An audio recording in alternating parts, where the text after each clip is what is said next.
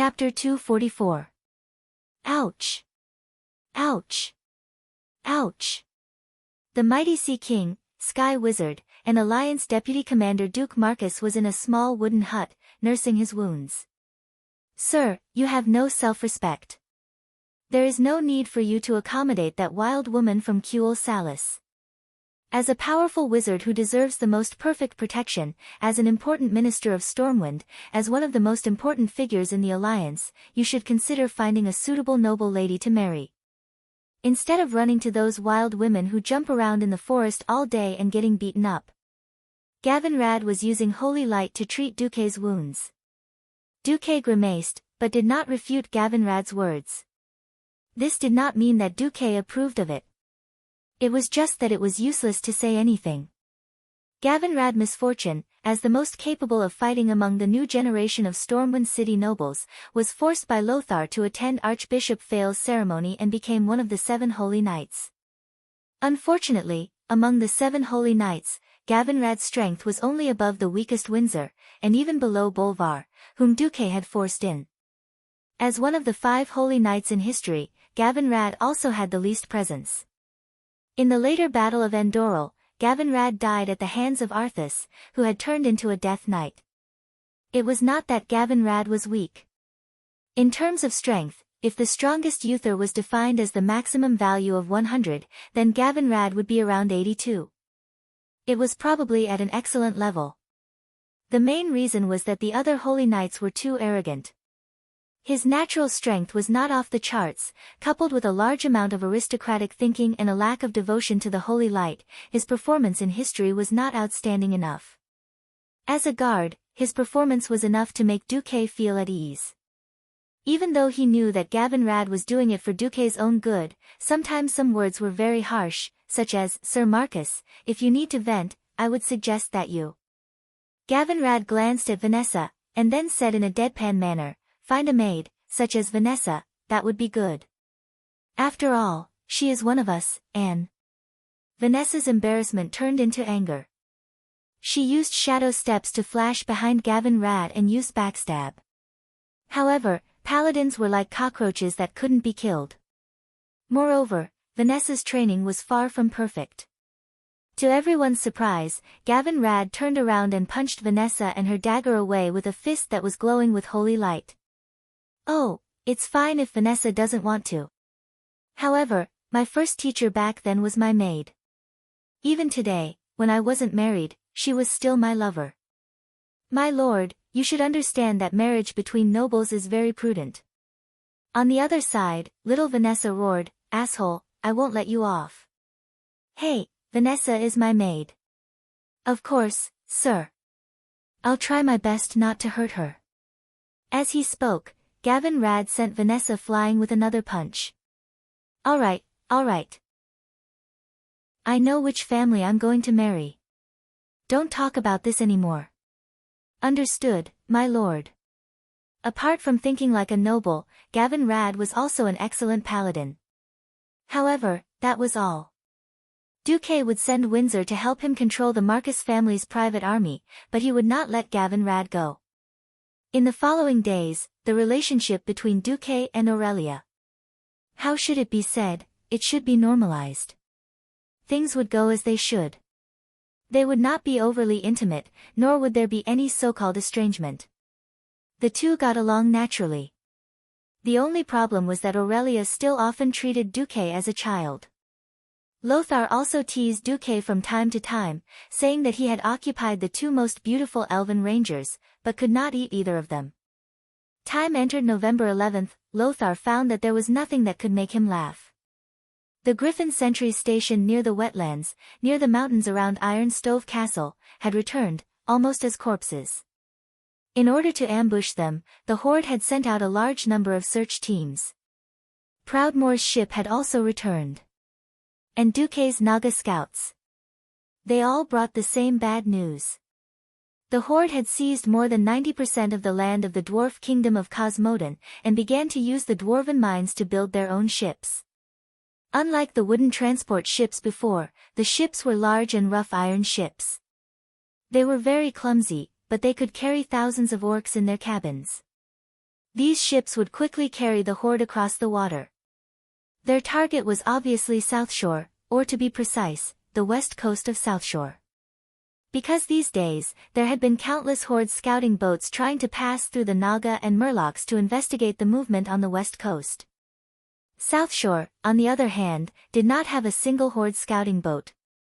It was completely like an abandoned target. It seemed that if the horde successfully landed on the west coast of Hillsbrad, they would be at the midpoint between here and Gilneas, not far from the territories of Gilneas, Dalajan and Alterac. Then the horde would have the initiative, and the orcs could attack in any direction.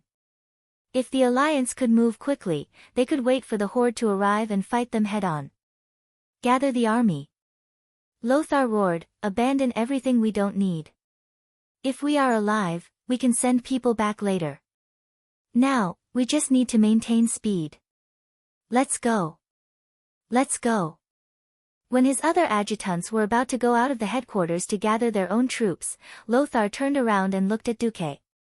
The king stood next to him. Sorry, your South Shore defense line seems to be useless. The horde has changed a great chief, and it feels much smarter.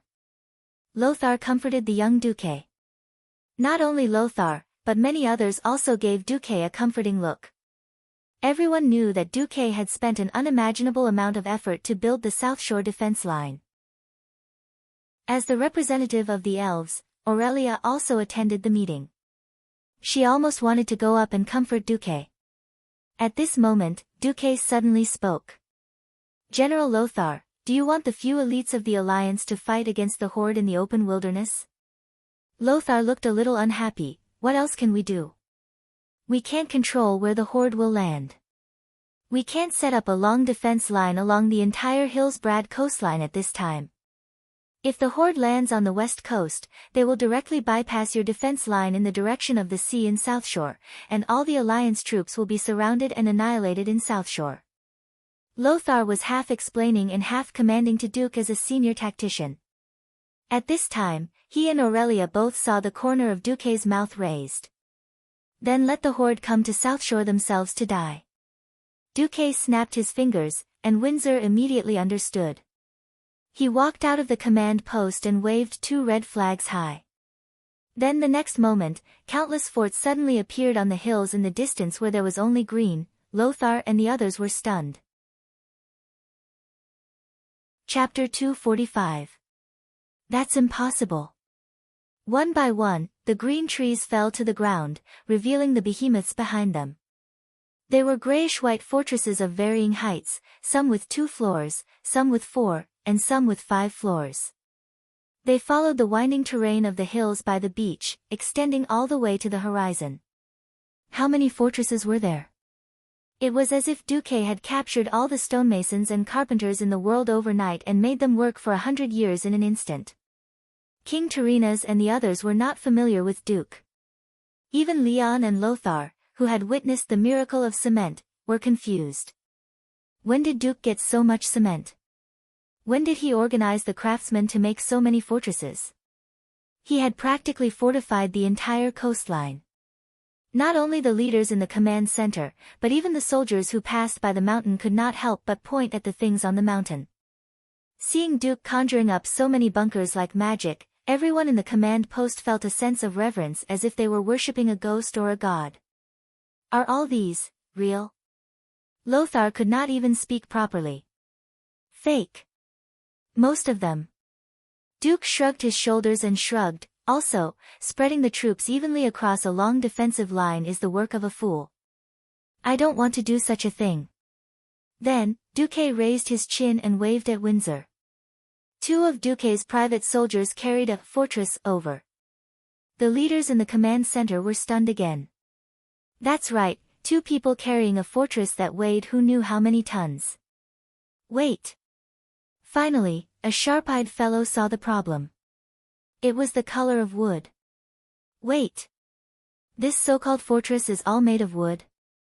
King Salas of Stormguard could not help but ask. Duque smiled in a self-righteous manner. Of course, in the eyes of the other kings, it was a sneaky smile. To be precise, most of it is made of very thin planks with a wooden frame. Don't worry, it's very sturdy. Unless there's a strong gust of wind for more than a day, it won't break. A group of big shots walked out of the command center and looked at the bunker again and again. They could not help but praise Duque's wonderful idea. At first glance, it looked like a complete house, but in fact, all the materials used were minimized. The inside was filled with wooden planks and strips, and the outside was smeared with lime and mud, making it look like a blockhouse made of bricks and wood. If one were to look at it from afar, no one would be able to tell that it was just for show. Not to mention ballistae and cannonballs, even an arrow would be able to pierce through this thing. The problem was, if so many of them were placed on the hill, it would be very tall. It was a steel line of defense. Duque clapped his hands. All right, I've arranged for the javelin throwers to be stationed at the key points. Next, I'll have to trouble Aurelia to send half of her rangers to defend the key points. Together with Admiral Dalen's patrol ships and my mere people, there should be no loopholes. General Dylin was obviously delighted. Aurelia, on the other hand, rolled her eyes at Duque flirtatiously. The flirtatious look was fake. The main thing was that Aurelia remembered how Duque had tricked her into tracking him. Those eyes were clearly saying, "Little thief, you're the most cunning of all." Of course, it was a different matter from how others saw it. King Alterac Eden muttered unhappily, "Didn't you say that the tribe changed to a new chief? Is this guy smarter than before? Will he fall for it?" This was indeed a problem. But it was not a problem for Duque. After the demonstration, everyone returned to the command center. Hee. In fact, this new great chieftain has always been my and Lothar's old rival. Duque laughed heartily as he looked at Lothar. Black Hand is just a brute. All his previous strategies were the ideas of his deputy, the current chief, Orgrim. If you pay attention, you'll find that this guy's fighting style is actually the same as his opponent's sudden inspiration in the Elven Forest. Lothar rubbed his chin as he recalled the past. Yes, I'm also curious about the enemy's commander. He can fight head-on and has strategies and tactics. I thought he was an enemy with a strong sense of the big picture. I had my doubts for a long time after killing Black Hand. Such a smart guy shouldn't have challenged me to a duel. Hey! You haven't answered my question yet. King Eden was very unhappy. Why do you think he'll definitely send the tribe to their deaths at South Shore, where we have the best defense? Based on the fact that I understand my enemy. Based on the fact that they will think. Since we are going to attack by force anyway, we might as well attack the place with the best landing conditions. Duke purposely paused for a moment.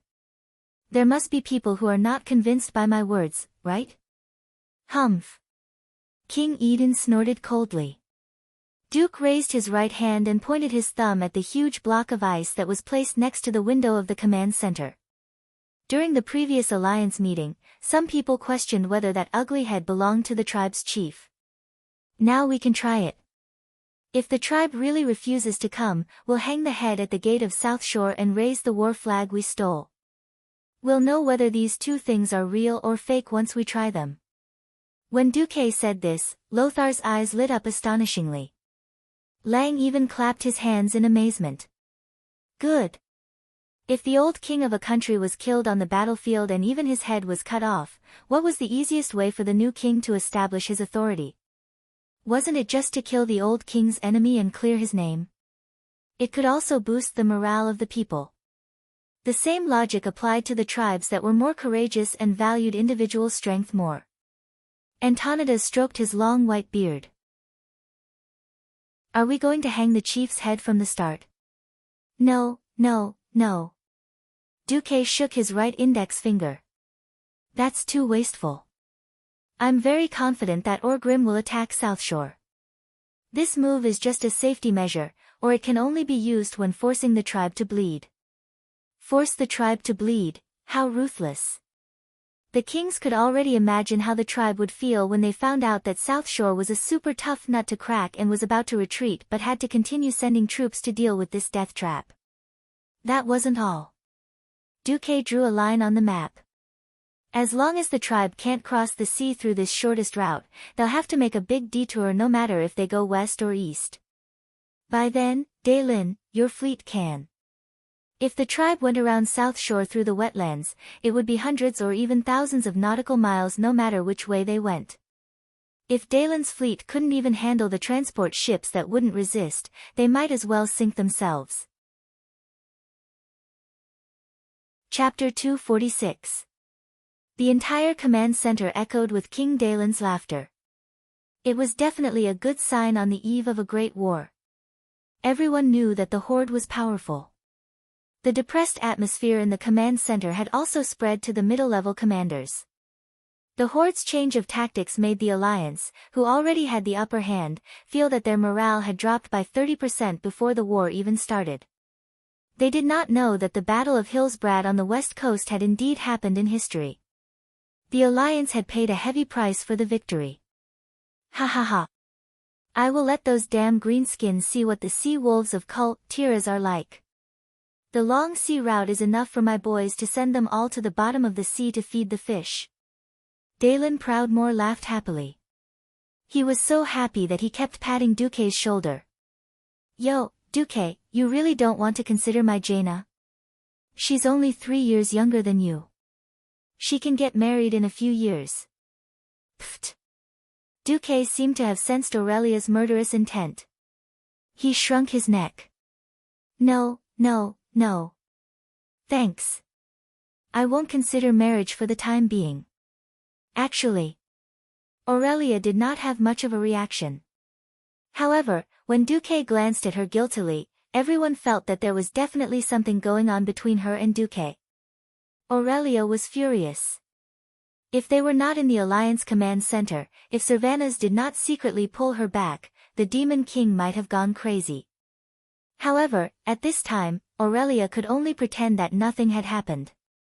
She smiled elegantly and looked out of the window as if there was an opera in the air. Ah! God! You're so blue. Aurelia felt that she was an idiot. It's all that little bastard's fault. Behind Aurelia, the second sister of the Windrunner family covered her mouth and snickered. Okay, gentlemen. Lothar clapped his hands to attract everyone's attention. Thank you, Mr. Marcus, for your brilliant plan. Let's make some changes to the battle plan. Everyone has seen South Shore's defensive line. I don't think we need all of our troops to defend South Shore. We can mobilize a considerable portion of our mobile forces to prevent the Horde from attacking the west coast. The military meeting continued. South of the sea. Half a day later, Chief Orgrim Doomhammer received a shocking piece of news in the main tent of the wetland tribe.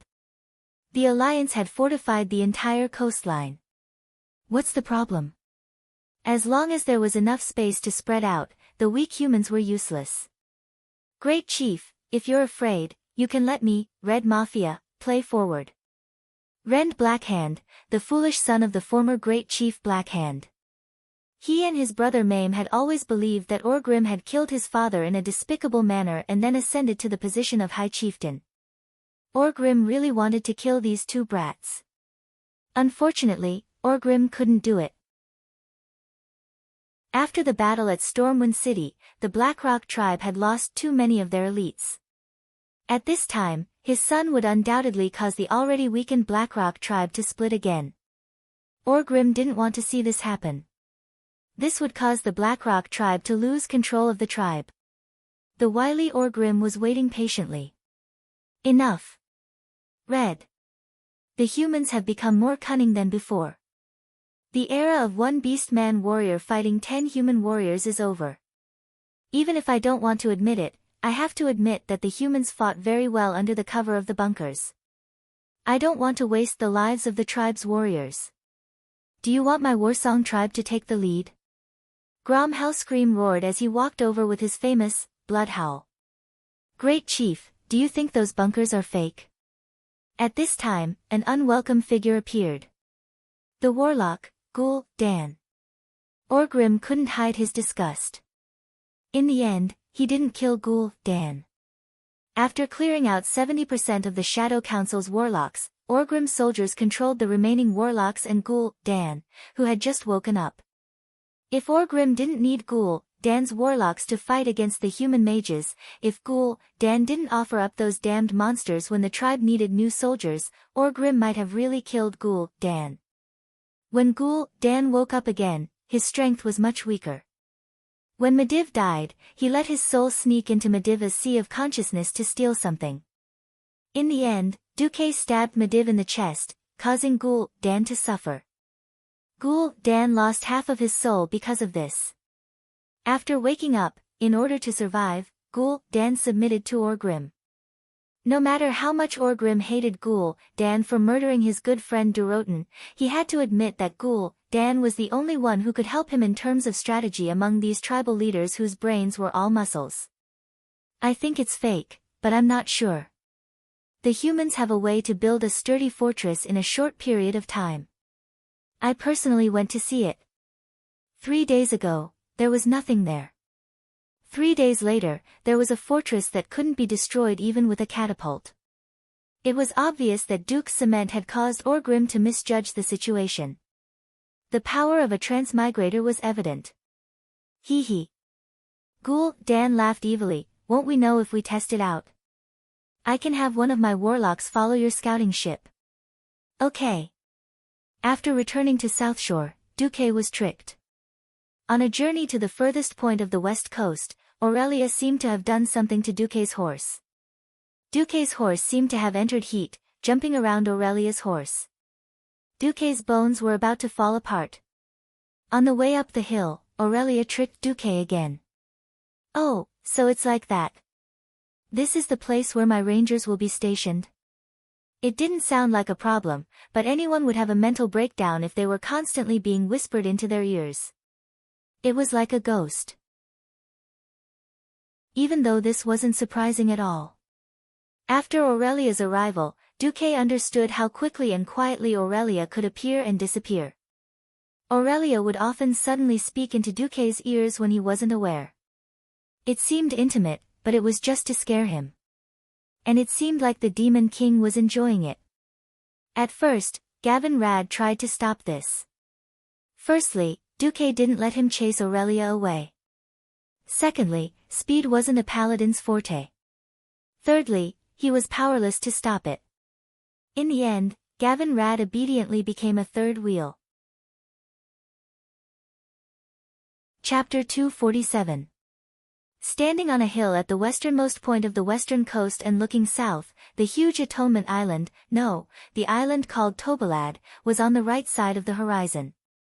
It was a spiral-shaped island with a huge fortress at the highest point. On the shore of the island, the newly transferred Kurtira's 4th Fleet was stationed there. Duque, are you kidding me? I don't think those green-skinned creatures would be stupid enough to attack here. Aurelia gently placed her hands on her hips. Following the direction of her hands, one could see the sexy mermaid lines of this beautiful ranger. For some reason, Duque suddenly found that he could not look at Aurelia directly recently. Aurelia glared at Duque, reminding him that this was a time of war. Unfortunately, Aurelia also found that she could not look at Duque directly recently. Even if she kept telling herself that Duke was just a 15-year-old kid, she still couldn't believe it. But he did not look like a kid. Alright, back to the main topic. The place they were at was very delicate. From the topography of the mountains, there were towering mountains to the west. Even the beast men would find it extremely difficult to climb up the steep cliffs of almost 90 degrees. This was definitely a nightmare for an army to disembark. The hill they were standing on had a slope of about 45 degrees, all the way to the beach. It could be said that this was the limit for an army to disembark. Aurelia did not think that the horde would probe here, mainly because they were too close to Kurtira's 4th Fleet. Even if the 4th Fleet was weaker and only had half the number of the first 3 fleets, it was still not something that the horde's transport ships or reconnaissance ships could contend against. No. Aurelia, have you noticed that the geographical position here is very delicate? It happens to be within range of the island's cannons. The female elf stroked her gorgeous blonde hair. She noticed that the island was a little far away. If they passed through the side of the island, because of the protruding mountains on the west side, there would be a blind spot that long-range weapons could not reach. If they broke through here, the cannons on the island would not be able to reach them. But here, Duque had actually built a huge bunker. A 5-story blockhouse was built here using cement mixed with newly arrived volcanic limestone. The lowest level had a total of 8 cannons, and the second level had 12 ballistae. There were also catapults on both sides of the blockhouse. This configuration was almost comparable to South Shore. I want you to destroy all the scouts of the tribe in the shortest time possible. I can only leave this task to you, Aurelia. Duque said with bright eyes. The female elf was obviously snubbed. She put her hands on her waist and felt as if there was an invisible tail on her butt. Humph. You seem to know quite well who is the strongest woman in the Windrunner family. Duque facepalmed, sweating profusely. On the way, Duque arranged for Sylvanas to guard a blockhouse midway between South Shore and this place. In Aurelia's opinion, that was the most likely place to be tested. Because of this, Aurelia threw a tantrum for a long time. Now that the great demon king was satisfied, she let him go. Aurelia, who was ready for battle, felt that Duque was a hindrance. She said that he, as the deputy commander, did not need to worry about the specific layout of the battlefield and sent Duque away. Duque had thought that this was the end, but on the way back to South Shore, he saw 2 long legs dangling in the air. The green boots hanging in the air were really eye-catching. Coupled with the long legs that were definitely more than 10 meters long, it was hard not to see them. Elves were slender to begin with, and Queen Sylvanas' long legs were even more exaggerated. Not to mention the extra fat, it was a perfect beauty that would have been too plump if there was more, but too skinny if there was less. Duque, Gavin Rad, Windsor, and Duque's guards stopped their horses. All right, Hill. Sylvanas, what's the matter? Queen Sylvanas' legs swayed as if she was kicking the water, and there was an intoxicating laziness in her expression. Nothing, I just feel that. Are you looking down on me? It seems like you gave me the most likely place to find orc scouting ships, but in fact, you think that my sister's place is the key, right? This intuition, the Windrunner sisters are all monsters. Duque sighed. Yes, I have to admit, in my mind, the probability of that is 5 times higher. Why did you arrange it this way? Queen Sylvanas asked casually. Because you don't look motivated? Duque decided to play dumb. Everyone knows that you are a famous salary thief in Cuel Salis. You get the benefits of a ranger general, but you don't do any proper work. Of course, this was just a facade. The main reason was the suppression of the Silver Moon Council, or rather, the suppression of the High Elves mages on the entire ranger faction. The mages who mastered magic were the rulers, but the rulers also needed more ordinary warriors to maintain the pyramid structure of the ruling class, so they always suppressed the ranger faction. Moreover, the High Elves were originally exiled by the Druid faction, the dominant Night Elves, because they had different opinions on the use of magic. Therefore, the mages had been suppressing the more natural ranger faction for thousands of years. Unable to accept the excellence of the 3 Windrunner sisters, the Silver Moon Council only promoted Sylvanas to the rank of Ranger General because of her undeniable military achievements. But this was the limit. The Silver Moon Council had been making things difficult for Sylvanas and suppressing him in almost every way. If the Hindustani family lost a cat, they would ask her to look for it, but if there was a big incident like an arcane puppet going berserk, she would not be involved. This was for the sake of political balance, and also a compromise. Sylvanas had the title of Town Security of Cuel Salis, the general of the city guards, and could not do anything at all. Oh, don't look down on the women of the Windrunner family. Any one of us 4 sisters has killed 3-digit trolls, Sylvanas complained. Strangely, Duque found that Queen Sylvanas had entered a serious mode. Most of the women of the Windrunner family had a lively and curious side to them. If they ignored their innate desire for battle because of this side of their personality, someone would definitely pay a terrible price.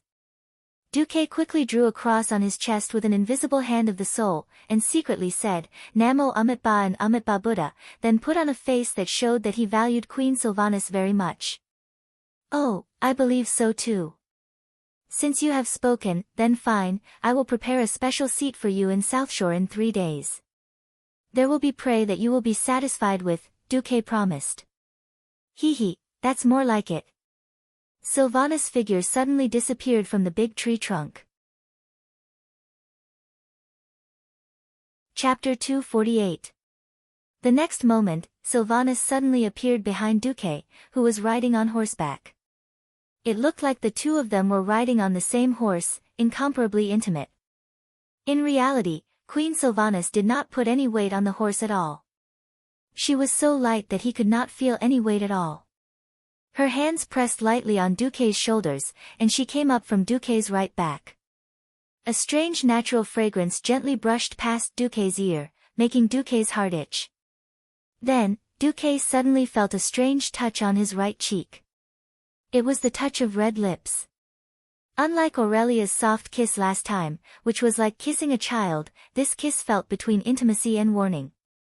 Between kiss and bite, there was a hint of a reward, but also a faint warning. Yo, the great lad that my sister has taken a fancy to. This is your reward in advance. But if you dare to break your promise, I will bite off a piece of your flesh in the same place. After the lightning kiss, Queen Sylvanas's warning came through the whisper of the wind. Duque touched the right side of his face, not knowing whether to laugh or cry. Was this a warning? Or a reward? In any case, Duque was teased again. Sylvanas's green figure suddenly disappeared without a trace. She was ridiculously fast, and her graceful figure was also dazzling. On the other side, Gavin Rad chuckled unkindly. Hey! You're not qualified as a bodyguard. Duque complained. As long as you give the order to label Lady Aurelia or Lady Sylvanas as an enemy, my warhammer will definitely not hesitate to smash that beautiful face. Gavin Rad's face had a naughty look on it. The subtext was, do you dare, Duque? Duque would not do that even if he was out of his mind. That was Queen Sylvanas. If he could change history and save Queen Sylvanas, so that she would no longer be the cold undead queen, but a warm and lively Sylvanas, that would be perfect. Thinking of King Lang, who was still alive and kicking, Duque suddenly felt confident. However, could Sylvanas still be called queen if she did that? Duque suddenly felt a little melancholic. At this moment, Gavin Rad muttered softly, thank goodness you didn't take fourth brother as well. Otherwise, you would have become everyone's enemy. What? Duque was stunned for a moment and didn't pay attention. Oh, nothing. As expected, the tribe's probing came on the second day. It was a dusk raid. Almost 30 transport ships rushed out of the sea almost as night fell. Currently, the Horde was indeed lacking in warships. The clever orcs had found another way to solve the problem of not having control over the sea. That was speed. It was unreasonably fast. It was insanely fast. This wasn't the latest metal lump, but an earlier batch made of pure wood. It was lighter and faster. The hull was ridiculously low. There was no mast, no tower, and no deck could be seen from the outside. The part above the sea was almost completely covered by defensive shells. The orc laborers covered the top of the ship with large shells for defense. What did the orc transport ships use as power? The answer was oiling. It was purely hand-powered, without any additives or preservatives. Oh, wrong, without any high-end navigation technology. There wasn't even a rudder. It relied entirely on paddles to change course. From a bird's-eye view, the entire ship looked like a cockroach gliding on the surface of the water. The orcs' navigation was simple and violent. What if the waves capsized the ship? What if they were not skilled enough to sail on the sea? Nothing. If they sank, so be it. Orcs who could not be used had no right to live. This was the orcs' philosophy of life. When 27 of the 30 transport ships broke away from the patrol fleet and rushed over, there was a huge commotion on Tobalad. It was only when the ships broke through the waves, completely ignoring the possibility of recycling them and rushed to the beach along with the surging tide, that the first meaningless roar of cannons rang out on Tobalad Island. The sky rapidly darkened. Looking from afar, most of the ships had reached the shore. Many black figures gathered together and stepped onto the stony beach. They didn't line up and charged towards the hill in a disorderly manner. Even from the hill, Aurelia could see these creatures with red eyes and green skin. They were tall and had no armor. They carried heavy weapons that could definitely be described as massive as they ran towards the hill. They brandished crude weapons such as axes, hammers, machetes, and spears. Many of them didn't have the glow of metal. And they had a lot of people. It was hard to imagine how more than 50 people could fit on those small transport ships that looked like they could only fit 20 people. 22 ships, more than 1,000 Suicide Squad members. Night attack. This was not a small amount of pressure for the regular human army. The High Elf Rangers were an exception. They didn't even need to observe the direction of the wind. The Windrunner sisters were the children of the wind. Aurelia raised her emerald green longbow and knocked 3 green arrows with her slender fingers. She didn't stop to recite a series of numbers. Wind southwest. Force 2. Elevation 3. Beside Illyria, Lilith's Windrunner, who had been silent all this while, shouted uncharacteristically.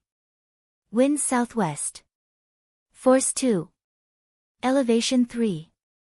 Behind the Windrunner sisters, 500 elite rangers raised their longbows in silence. If it was a human archer unit, they might need a marksman to lead the shots. Everyone would shoot in the same direction. At least the landing point wouldn't be too ridiculous. The human archers played with blanket shooting. They relied on numbers and the density of arrows to kill in an area. What about the High Elf Rangers? Sorry. They were all F*King snipers. Aurelia's strong figure stood in the wind.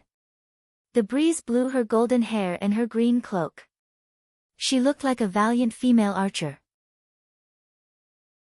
3 consecutive shots. Aurelia shouted. The bowstrings in the hands of these elite rangers, who were holding 2 or 3 arrows at the same time, were finally released. More than 1,200 arrows flew into the sky, striving to outdo each other. At the same time, Duque had specially arranged the fake goods to be shot. What the catapult threw out were all arrows without arrowheads or feathers. What Duke wanted was this feeling of being shot from all directions. It was for the beast men in the observation ships to see. The real fatal ones were Aurelia's rangers. It was difficult for bows and arrows to deal a fatal blow to the strong orcs.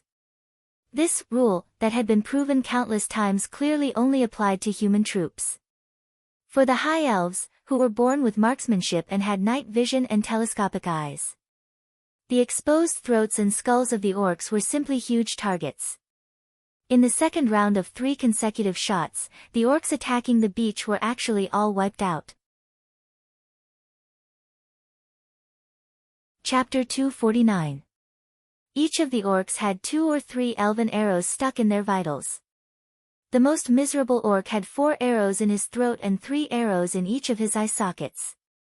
There was almost no place for him to stick them in. Suddenly, there was a burst of mournful cries on the beach. The sound was so dense that it almost made people think that it was just one loud sound. A few seconds later, the beach was filled with the sound of the wind and waves, but there was no sound of people.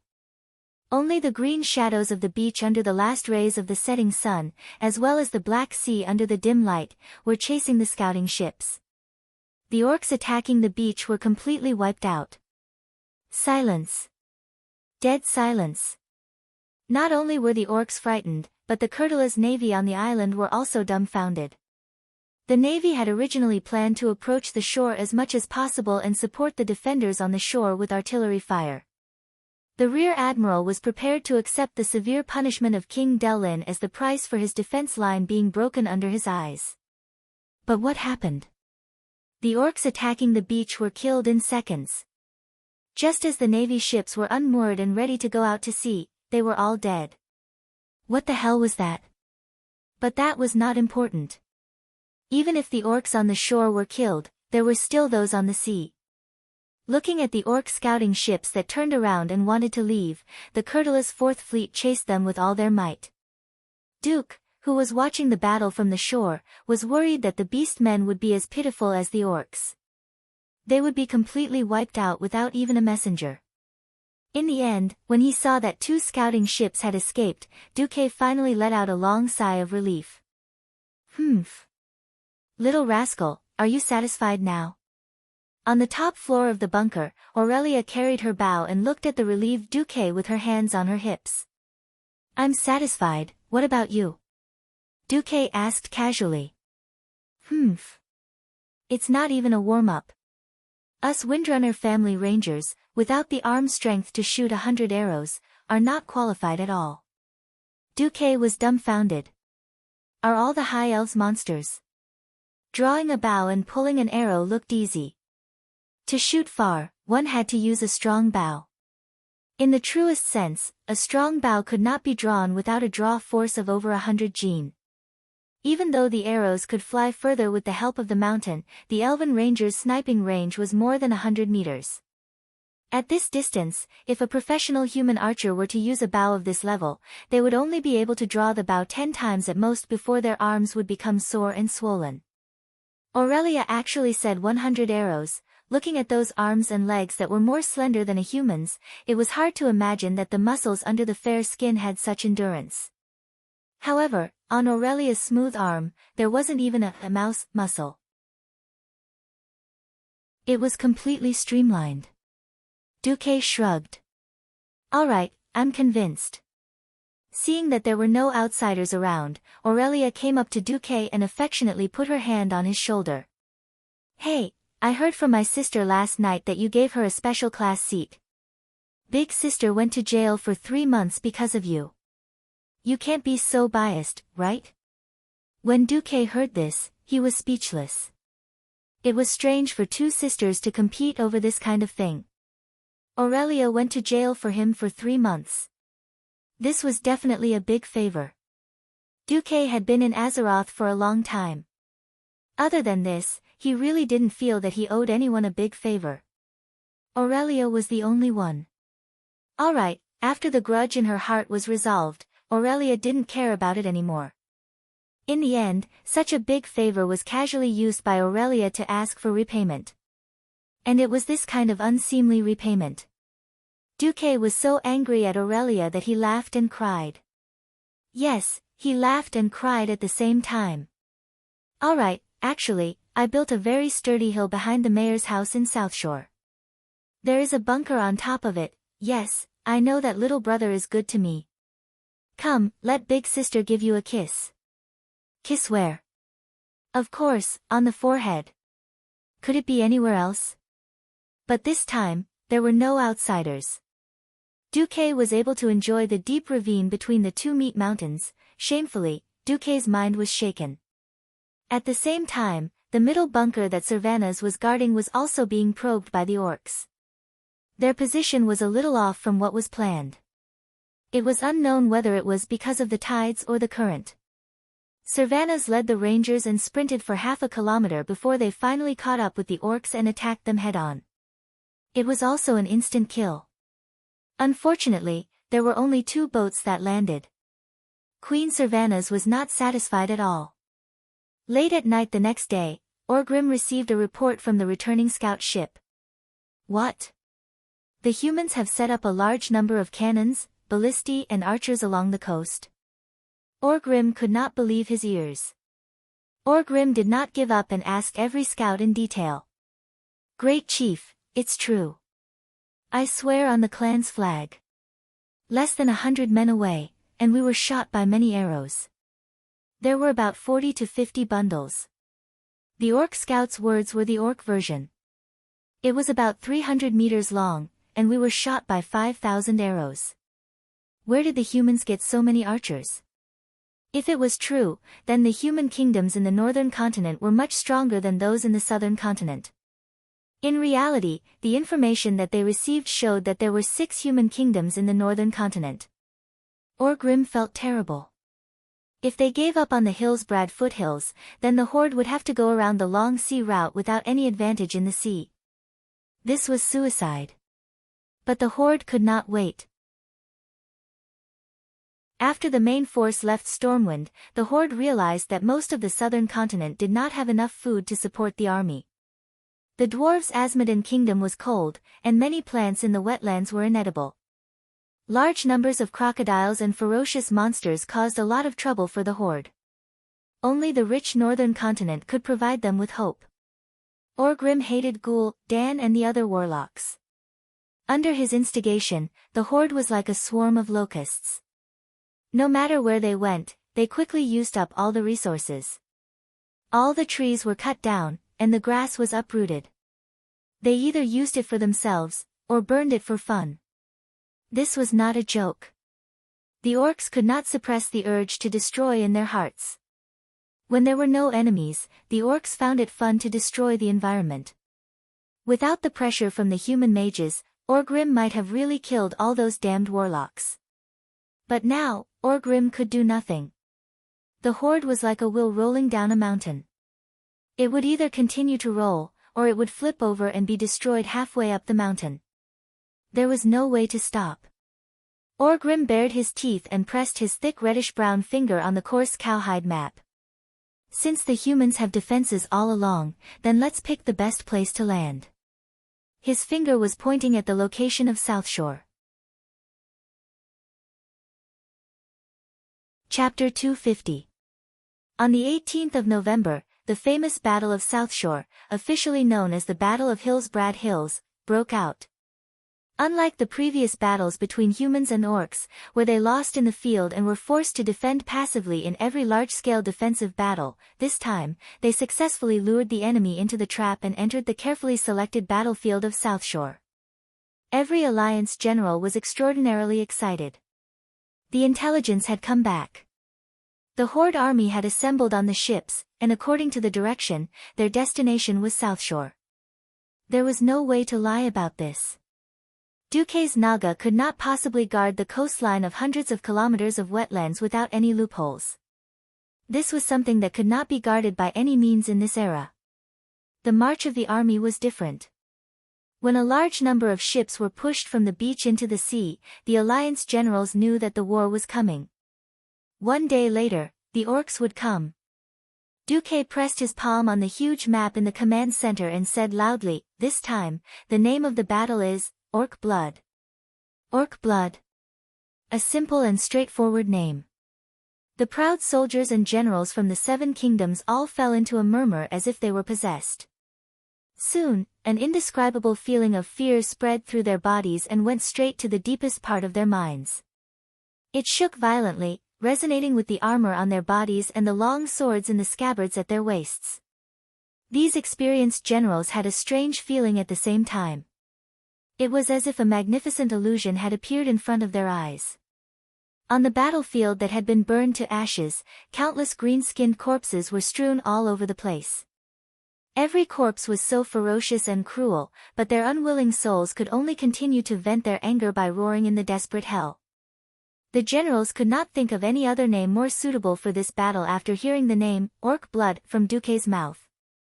Even if this was not the final battle between the Alliance and the Horde, it was still very exciting to let the enemy's blood dry.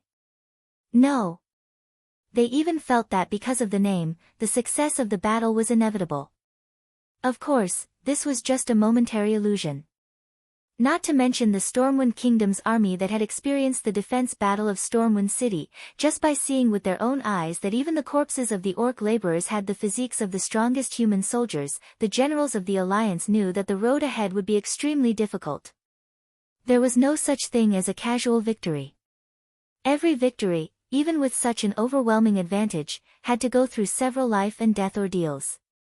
The expressions on their faces quickly changed from excitement to seriousness. However, it was undeniable that as useless martial artists in a peaceful era, hearing such a name for battle in a chaotic world that suddenly descended upon them would inevitably stir up the lofty sentiments lurking in their bodies. Their sharp eyes were still filled with excitement. What excited them the most was to take the first step towards strategic victory before they gained an advantage in terms of tactics. This was the great achievement of a super genius deputy commander who looked like he was 19 years old but was actually only 15 years old. In a sense, they were standing on the shoulders of giants. Please let me, Hasa's Eagle Knights, be the vanguard. Stop joking. This is a defensive battle. Don't tell me your knights are going to charge into the sea. Let my torrential fort mountain infantry do it. Every general enthusiastically recommended themselves to Duque. Originally, the deployment of the army should have been done by Lothar, the commander-in-chief. Lothar, on the other hand, said that no one knew the South Shore defense line better than Duke himself, so it was best for him to arrange it. So he temporarily handed over the command of the army to Duke. Duque was not going to pass on this responsibility. He was very clear that this was likely to be the turning point between the alliance and the horde. Every army that appeared might go down in history because of this. However, Duque was extremely cautious. As a transmigrator, he knew that the horde must have some cards. Even though the horde had changed a lot, the few cards in the history were probably still there. First, General Proudmoore. Duque directly called out his rank. Yes. It was rare for King Dalen Proudmoore to stand at attention. Except for the 4th Fleet, which is cruising in the waters opposite the West Beach, all fleets set up pocket formations in the waters opposite South Shore. All light transport ships are to be sent over. Before we receive the signal, we must let go of 60% of the large transport ships with metal plates. Once we receive the signal, kill them at all costs. No problem. General Dalen was heroic. Duque turned his head and scanned the alliance generals from left to right. Finally, his gaze landed on Mograine and Abendis.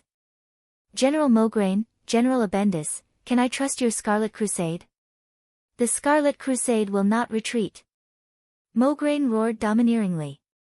On this obviously much younger face, Duque seemed to see the heroic image of him wielding the domineering semi-divine weapon, Ashbringer, to kill enemies in the future. Duque drew a line on the map. From the mountain to the west of South Shore, 5 kilometers to the west belongs to your army. I want you to defend the mountain to the death. Without the signal, no counterattack. Understood. In this era, army was a very general concept. A smaller army could only have 5 or 6,000 people. A bigger army, like Mograine's Scarlet Crusade, had nearly 30,000 people. The current Scarlet Crusade was far less crazy and twisted than in the future. They had excellent discipline and high morale. They were definitely the cream of the Lordaeron army. Duque sent them as the main defense force. King Terinas, who had been silent all this time, also had a proud expression on his face. Next, Duque looked at King Lang. General Rin. Duque was definitely strange, but in order to maintain the military system of the alliance, he had to do this. Yes. The golden-armored Lang was also eager to prove himself. You and General Seamus will lead the Griffin Legion and the 1st and 2nd Stormwind Infantry Divisions to defend the mountain to the east of the town. Understood. To be honest, Lang was a little disappointed. It sounded like Mograine, but one on the left and one on the right of South Shore. In reality, the Stormwind had the advantage in terms of terrain. There was also a relatively rapid river to the east of South Shore. If they attacked from the mountain, it would be no different than having an extra moat. Lang also knew that Duque wanted him to attack, but also to preserve the strength of the Stormwind. Considering the overall situation, this was the safest arrangement. Lang did not say anything. General Lothar, lead all the cavalry and prepare to charge along the designated route. When the time comes, all the enemies that enter the town will be thrown into the sea to feed the fish. No problem. Lothar was also very excited. Chapter 251. The sun was setting. A bright sword was inserted into the hilltop. In the field of vision. The tip of the sword was stabbed into the slightly yellowed meadow. The sharp blade, which shone like a pool of autumn water, reflected the vast sea, while the hilt of the sword blended into the endless sky. It was as if the sword had pierced through the entire world. The blue ribbon on the hilt with the emblem of a lion's head fluttered in the breeze, and the swaying elegance reminded one of a distant memory. The wise and deep blue eyes were squinting slightly, greedily absorbing the scenery between heaven and earth into his pupils. The middle-aged man was wearing a blue lion's head cloak with golden edges. Under the cloak was a shiny golden helmet, which symbolized the glory of an era, as well as the shame of an era. A pair of large hands that had only recently become rough touched the top of the sword hilt, holding the sharp sword. He stood upright in the wind like a stone statue. "Your Majesty, it's getting late." "Andoin, guess what I'm looking at?" King Lang smiled and turned around to ask his childhood friend, the former leader of the Storm Knights, and the current commander-in-chief of the Alliance. "After crossing this sea, head forward, then southwest, then southeast, where Stormwind City is." Lothar was indeed worthy of being Lang's best friend. He easily guessed Lang's thoughts. Stormwind City is the land that we once risked our lives to protect. It's also our glory. When I knew that Stormwind City could not be defended, I thought that my sword and I would be destroyed there. However, for the sake of Varian, I'm still standing here, looking at my sword in a foreign land. Lang pulled the sword out of the ground. The sharp and tough blade did not show the slightest bit of damage even though it had been through such rough treatment. Lang raised the tip of the sword to the sky and stared at it quietly. A timid voice came from behind Lang and Lothar. "Father, are you saying that I've tarnished your glory?" "No, it's not like that, Varian. True glory is never a person, or a person's private property." Lang retracted his gaze. The storm golden sword that symbolized royal power and glory looked extremely slender and sturdy in the setting sun. It was as if the sword was supporting a part of the world. Lang sheathed the sword and walked over to his lover and child. The queen gave Varian a gentle push, allowing the young Varian to step forward. Lang caressed Varian's head lovingly. His loving gaze seemed to have traveled through time. 1,000 years ago, when the last son of Thoradin the Great was abandoned in the ruins of the Torrent Castle by the arrogant nobles who were eager to go to the rich land of Lordaeron. The late king of Stormwind brought his son and led the abandoned poor people across half of the continent to the valley where Stormwind City is now.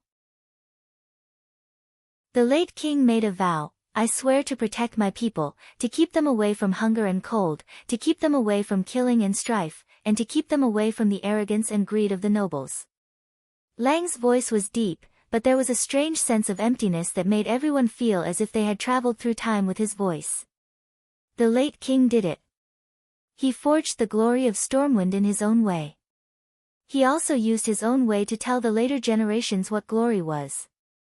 Before he died, he also issued an imperial order for every noble in the new kingdom to follow the spirit of chivalry, to be humble and devout, full of glory, not afraid of sacrifice, brave and resolute, compassionate and honest. That was how Stormwind came to be founded, with military might and the tradition of inheriting titles through military merit. It's a pity that most of the nobles in Stormwind have forgotten all of this. Hence, I'm more willing to see the fall of Stormwind City as a punishment from our ancestors for losing our glory. The young William nodded as if he understood. Fortunately, when the people of Stormwind were at their most desperate, I still had your uncle Andoin and the unparalleled genius Duque to help me. This gave me the opportunity to make up for my mistake and recover the lost glory of the kingdom. My personal glory is no longer important. My only hope is that the descendants of Orion will not forget their original intention and pass on the glory of the late king. As long as I can do it, I won't have any regrets even if I die. Father. You will. You will see the day when Stormwind City is restored, William said with absolute certainty.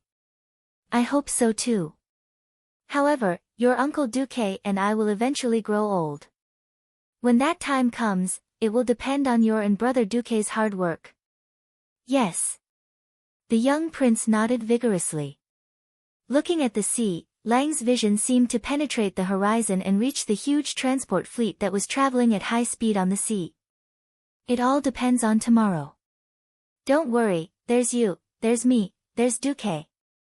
Whether it's Stormwind City or the Alliance, we are invincible. No one would have thought that just a day ago, at the wetland, at the gathering of hundreds of thousands of orcs, someone would say something that was almost the same. Orgrim Doomhammer stood on a high hill. In his vision, hundreds of thousands of orcs stepped on the muddy ground. There were so many beast men that it looked like a bright green ocean as far as the eye could see. This ocean breathed together, enjoyed the victory together, and enjoyed the same fate. Every orc was looking forward to Orgrim's speech.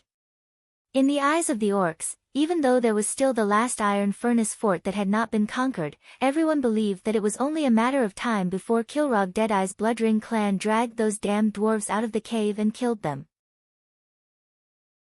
They had completely conquered this continent. Although there was better prey and more fertile land here than in their homeland, it was still far from enough to accommodate all the clans. In the eyes of the orcs, this was only enough for 3 large clans to thrive. But how could there only be 3 large clans? Orgrim laughed. Then, he raised his famous, Doomhammer, up high and roared towards the sky. My people! Listen to me. The commotion below disappeared. Every orc quietened down and turned their ugly faces full of protruding fangs towards Orgrim. This world is very suitable for survival. We can rebuild our homeland here. And we have already conquered this land. This is the victory of the Horde. This is the victory of the orcs. Suddenly, a burst of earth-shattering cheers erupted from below. Orgrim could only wait for the cheers to die down before he continued. But, this is not enough. Humans are not as weak as we thought. They are very good at learning and have many tricks up their sleeves. Every time they lose, they will become stronger to deal with our axes and hammers. Even though we have chased them out of this continent, they are still trying very hard to take back what once belonged to them. So, what we need to do is to destroy them. To wipe them out from this world. Orgrim raised his warhammer and pointed it towards the north. Orcs, north, attack. Chapter 252. Orgrim's speech was simple and violent. Needless to say, there would naturally be people who would describe the richness of the continent in the north. All he needed to do was tell his tribesmen where the enemy was, and his tribesmen, who had become extremely violent after drinking the demon's blood, would swarm towards them.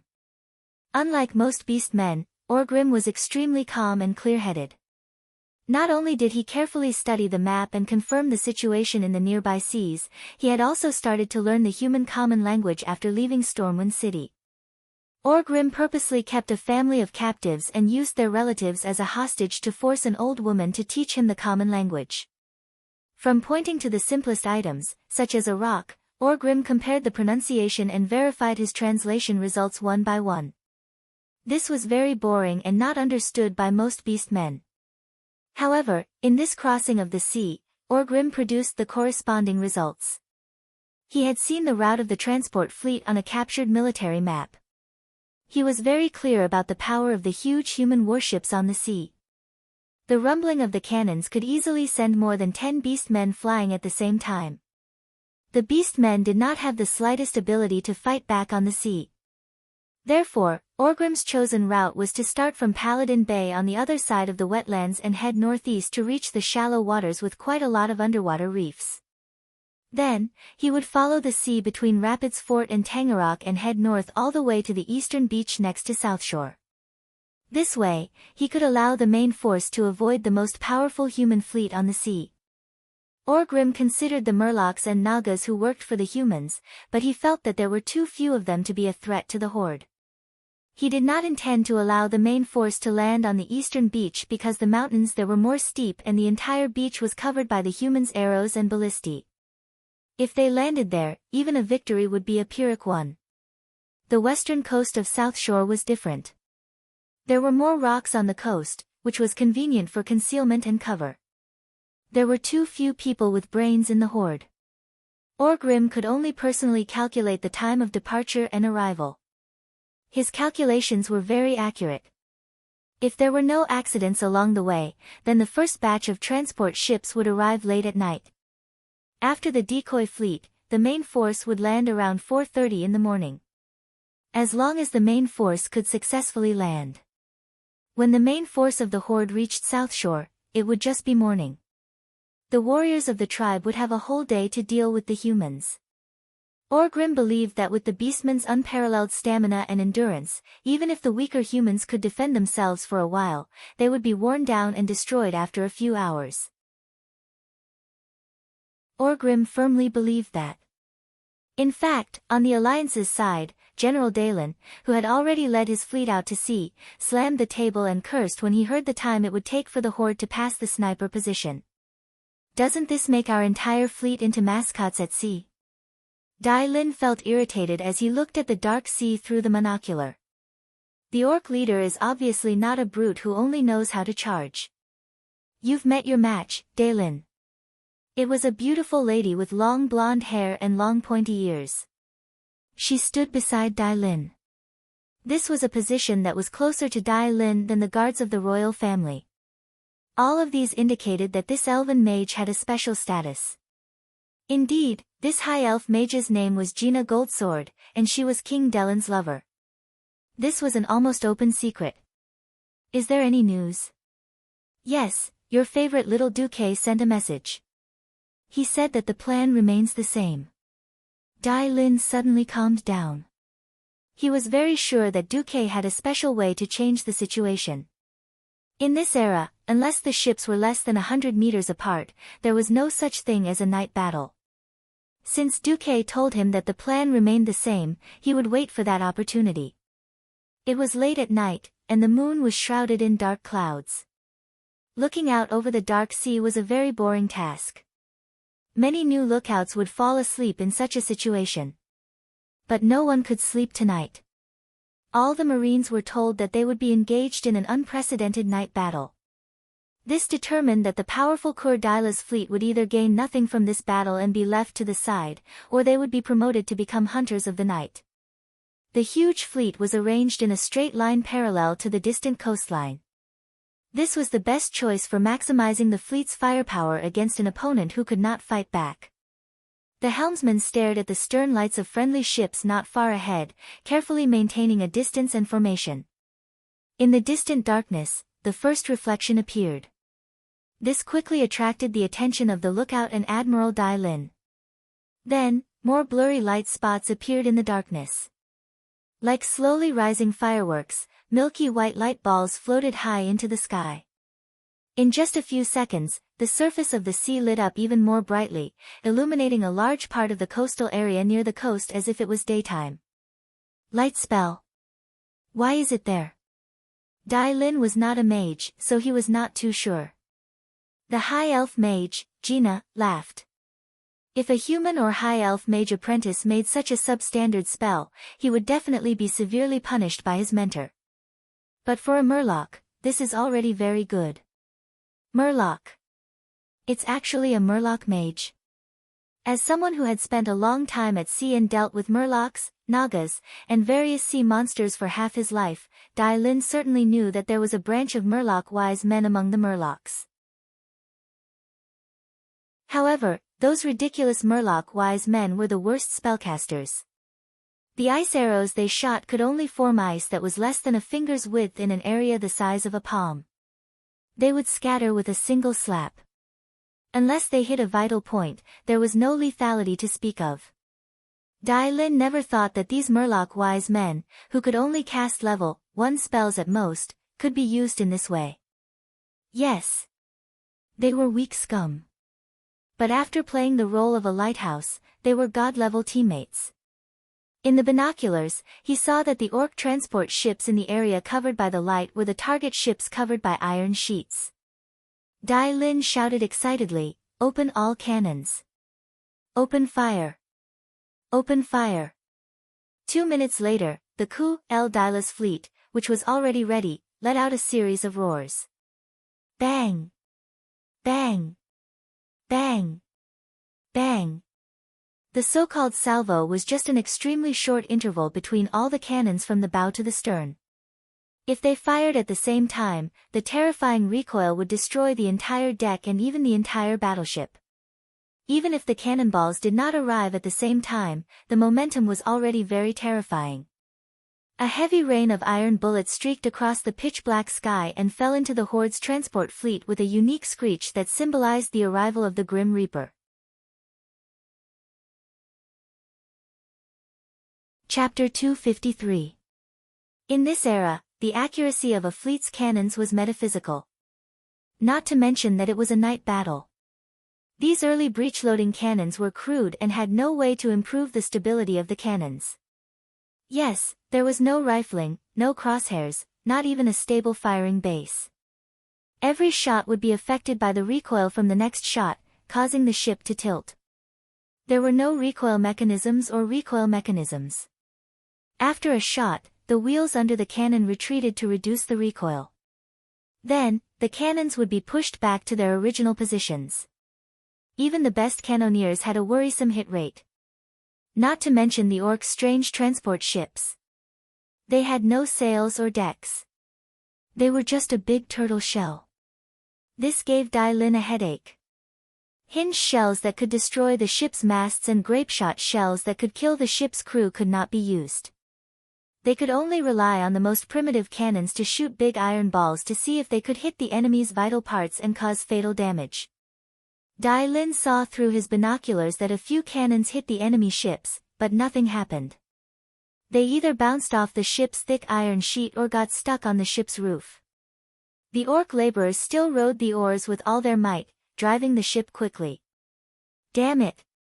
At this rate, I won't even be able to save 10%, let alone 60%. The cannons were fierce, and the water pillars were high. However, only a few Orc transport ships were sunk.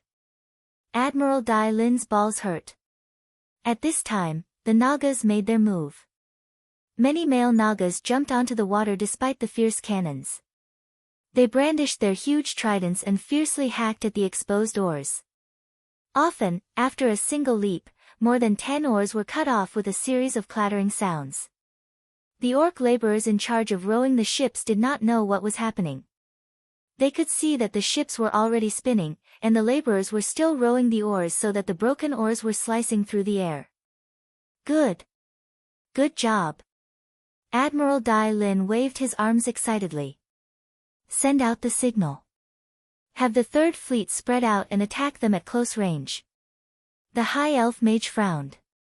Be careful of their counterattack. What are you afraid of? How could a transport ship with such a low railing and no turrets be able to launch a melee battle against our ship? Why should I be afraid of a transport ship that doesn't even have a ram? Dai Lin waved his hands nonchalantly. Thus, the Third Fleet approached. As the distance closed, the power and accuracy of the bombardment increased exponentially. The iron ball cannonball launched by the powerful momentum collided violently with the Orc transport ship. The iron cannonball shattered under the tremendous impact, and so did the transport ship. At this time, the moon suddenly emerged from the clouds. Under the bright moonlight, one could clearly see the metal pieces and wood shavings flying in the air from the explosion. The dazzling light produced by the explosion announced the arrival of death. The cannonballs aimed at the ship's waterline were the most dangerous and brutal. Even if it didn't hit the target directly, a misfire near the ship's waterline would very likely cause the hull of the Orcs' inferior transport ship to crack. One after another, the huge metal transport ships began to sink. From the clamor that reached the sky, one could tell that every metal transport ship was filled with Orc warriors. Perhaps on land, these warriors were omnipotent warriors who could charge forward bravely even after taking a dozen arrows. But in the sea, they were nothing. They were no different from weak babies. When the hull tilted, most of the entrances and exits could not be opened. The deck was originally covered with iron to increase the ship's defensive capabilities. This greatly increased the survivability of the people inside when the ship was not sinking.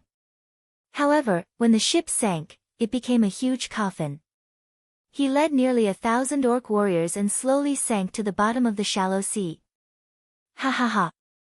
Ha ha ha ha. You want to play naval warfare with our Kultiras? You bunch of green-skinned creatures are not qualified. Dai Lin laughed heartily. He even pulled Gina Goldsword over and gave her a kiss. In his field of vision, at least a dozen giant iron orc transport ships began to sink. More than 30 transport ships had lost their motor power because their oars had been broken, and were floating or spinning on the surface of the sea. I've reported the situation to the Deputy Commander.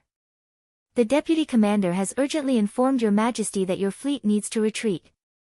Beware of the Horde's desperate attacks. Beware of what? Beware of these transport ships with low sides, no towers, no ram, and no long-range weapons. Isn't he underestimating our Kultira's fleet? Dai Lin suddenly thought of something. He wants his storm fleet to get some military merits too, right? I'll let them do it later. At this moment, it was as if the heavens wanted to slap him in the face. Dai Lin had successfully demonstrated what it meant by extreme joy turning to sorrow. Thousands of small and medium-sized transport ships suddenly rushed out where there was no light from flash.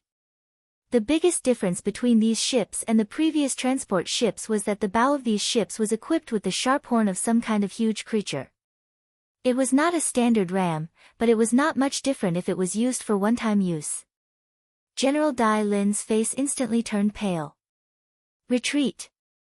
Let the Third Fleet retreat. Dai Lin ordered in a panic. But it was too late. Even though the moonlight was good, when they discovered the swarm of small ships, Kultira's fleet could not do anything. Compared to the light boats that used oars, the sails of Kultira's were too slow in both turning and in speed. The result of their clumsiness was that the ships at the front were all surrounded by the Horde's small ships. The Horde's small transport ships crashed into Kultira's fleet. Then, a scene that left the people of Kultira's dumbfounded happened. The roofs of the transport ships were lifted off. They were not opened like loose leaf, but like a piece of cloth covering them. A bunch of orcs used brute force to flip the roofs that weighed who knew how many tons into the water. Then, without even using grappling hooks, they climbed up the ship's outer wall and onto the deck. Of course, their climbing was resisted by the sailors. Most of the orcs were blasted into the sea before they could climb up. Those that did not know how to swim would often drown. However, as more and more orc transport ships participated in the siege, General Dai Lin, who was a few hundred meters away, watched in shock as the warships of the Third Fleet were attacked one after another. Usually, a warship would be attacked by more than 10 small orc boats. When more than 10 bright green figures appeared on the deck, Dai Lin knew that the ship was finished. Retreat! Retreat quickly! Dai Lin closed his eyes. After painfully abandoning the Third Fleet that was mired in a chaotic battle, Dai Lin led the remaining ships and seriously depleted the tribe's forces with a mid-range bombardment that was very artistic and had a sense of distance. The Horde's fleet had achieved their goal. Under the heavy bombardment, they continued to sail towards South Shore. Chapter 254. South Shore was a small port town. Its size could not compare to any other port on the continent. Needless to say, Booty Bay or the deep-water harbors of the future, such as Storm Port and Menethil Port. However, with Duquesne's help, it became the busiest port in the entire northern continent after the refugees arrived at Stormwind City. At first, there was only a small wooden pier, but now there was a huge stone pier. It was no longer a place for civilian fishing boats, but a port for both commercial and military purposes. South Shore went from dark at night to a place where it was unsuitable to go out to sea unless there was a storm. Every day, from dawn until the moon rose above the sea, there was no rest. Merchants shipped goods from various ports, not just from the northern continent. Under the temptation of money, the goblins of Booty Bay risked their lives to deliver the goods that Duke ordered from them. Tens of thousands of people worked day in and day out, not to accumulate wealth for this port, but for the survival of the hundreds of thousands of refugees, as well as for the upcoming battle. Late at night, there was still an hour before the first rays of dawn appeared. The sea on the other side of South Shore was calm and tranquil, and there were only sparkling waves on the pitch-black surface of the sea. If the officers had not started the pre-battle mobilization, if the soldiers had not gone to bed early, been woken up early, put on their armor, and waited in the bunkers and trenches on the mountain, everyone would have thought that the battle that was about to happen was just an illusion that would never come. South Shore's command center was brightly lit. Most of the kings were not used to waking up in the middle of the night. For the older kings, Xian, Tyrrhenas, and Eden, the impact was even more obvious. Most of them served refreshment drinks at hand.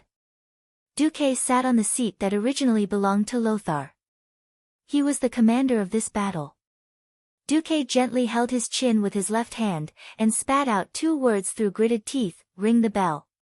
Windsor was a very responsible soldier, and he would not miss Duque's order. He waved his hand and shouted, "The enemy is here. Enter the first phase." The clear and sharp bell rang next to the command center.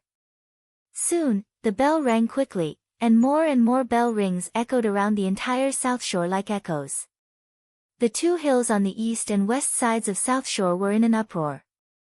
It was as if the hills were the legendary guardians of the shadow elves, the mountain giants. The faint shouts of officers could be heard in the wind. They seemed to be scolding the soldiers who dared to doze off. Flare. Duque was a man of few words. The order was quickly passed down, and soon, a cannon sounded from the eastern hill of South Shore. A dazzling red ball of light was shot into the air. It was only then that the leaders of the alliance who were holding binoculars saw that countless small black shadows had appeared on the surface of the dark sea in the distance. It was much smaller than the warships they were used to seeing at the South Shore port. Compared to them, these small transport ships were like a bunch of leaves scattered on the water. However, these shadows that resembled leaves rapidly grew larger in everyone's field of vision. In just a moment, the shape of a ship appeared in their field of vision. The mages on the 2 sides of the hills released a large number of illumination spells. Countless white balls of light began to rise tens of meters above the beach, illuminating the entire beach as if it was daytime. The Horde's transport ships came. They did not slow down at all and crashed straight into the rocky eastern coast. Even though they were thousands of meters away, the kings in the command center could see a terrifying tremor from the hull of the ship. In their trance, they could even feel the wooden bottom of the boat wailing, and the big iron nails on the deck struggling, making a sound that made their teeth ache as they escaped from the wood. Countless black shadows emerged from the ship. With the help of the light, the human guards on the shore quickly saw their enemies, the orc laborers. They did not wear armor and held the crudest mallets or primitive stone axes. Under the shouts of the few orc warriors, they somewhat foolishly charged towards the hills not far from the shore. First archer team, fire at will. Second archer team, get ready. It was not worth it to use up the physical strength of the archers to deal with the enemy's cannon fodder. However, High Lord Mograine of Rotterdam knew that the main characters today would not be the archers of Rotterdam. And according to the unparalleled deputy commander, after the archers used up their physical strength, there would be at least 3 hours for them to rest and recover.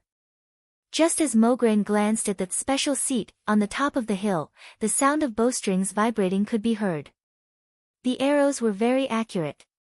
Even if they could not hit the enemy's vital points, they would basically hit the enemy's body.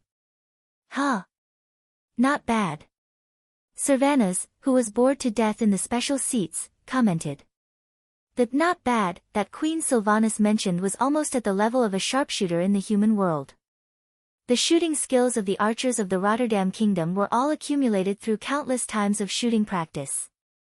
They had started training at the age of 18, and most of these archers had more than 5 years of training. The arrows that each of them had used up would probably be worth hundreds of Arather gold coins. After coming here, Mograine had been depressed for a long time when he found out that the arrows of ordinary archers were useless against the orc warriors. The more lethal javelins were the way to go.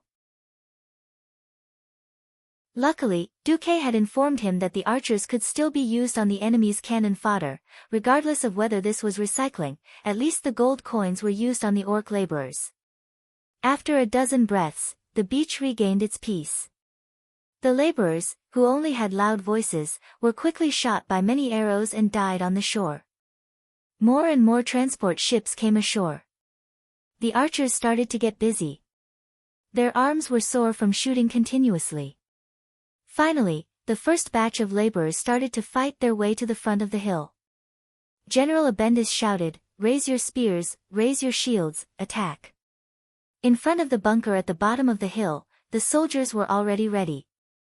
They formed a long line of defense. Perhaps this was not enough to defend against the huge number of orc warriors. However, if it was used to deal with the laborers, it would be more than enough to let the new soldiers see some blood. Now, they waited and formed a sturdy shield wall with spears sticking out. There was no strategy to speak of. The scattered orc laborers who were attacking fiercely crashed into the shield wall. The shield wall was not damaged at all. Every laborer was stabbed to death.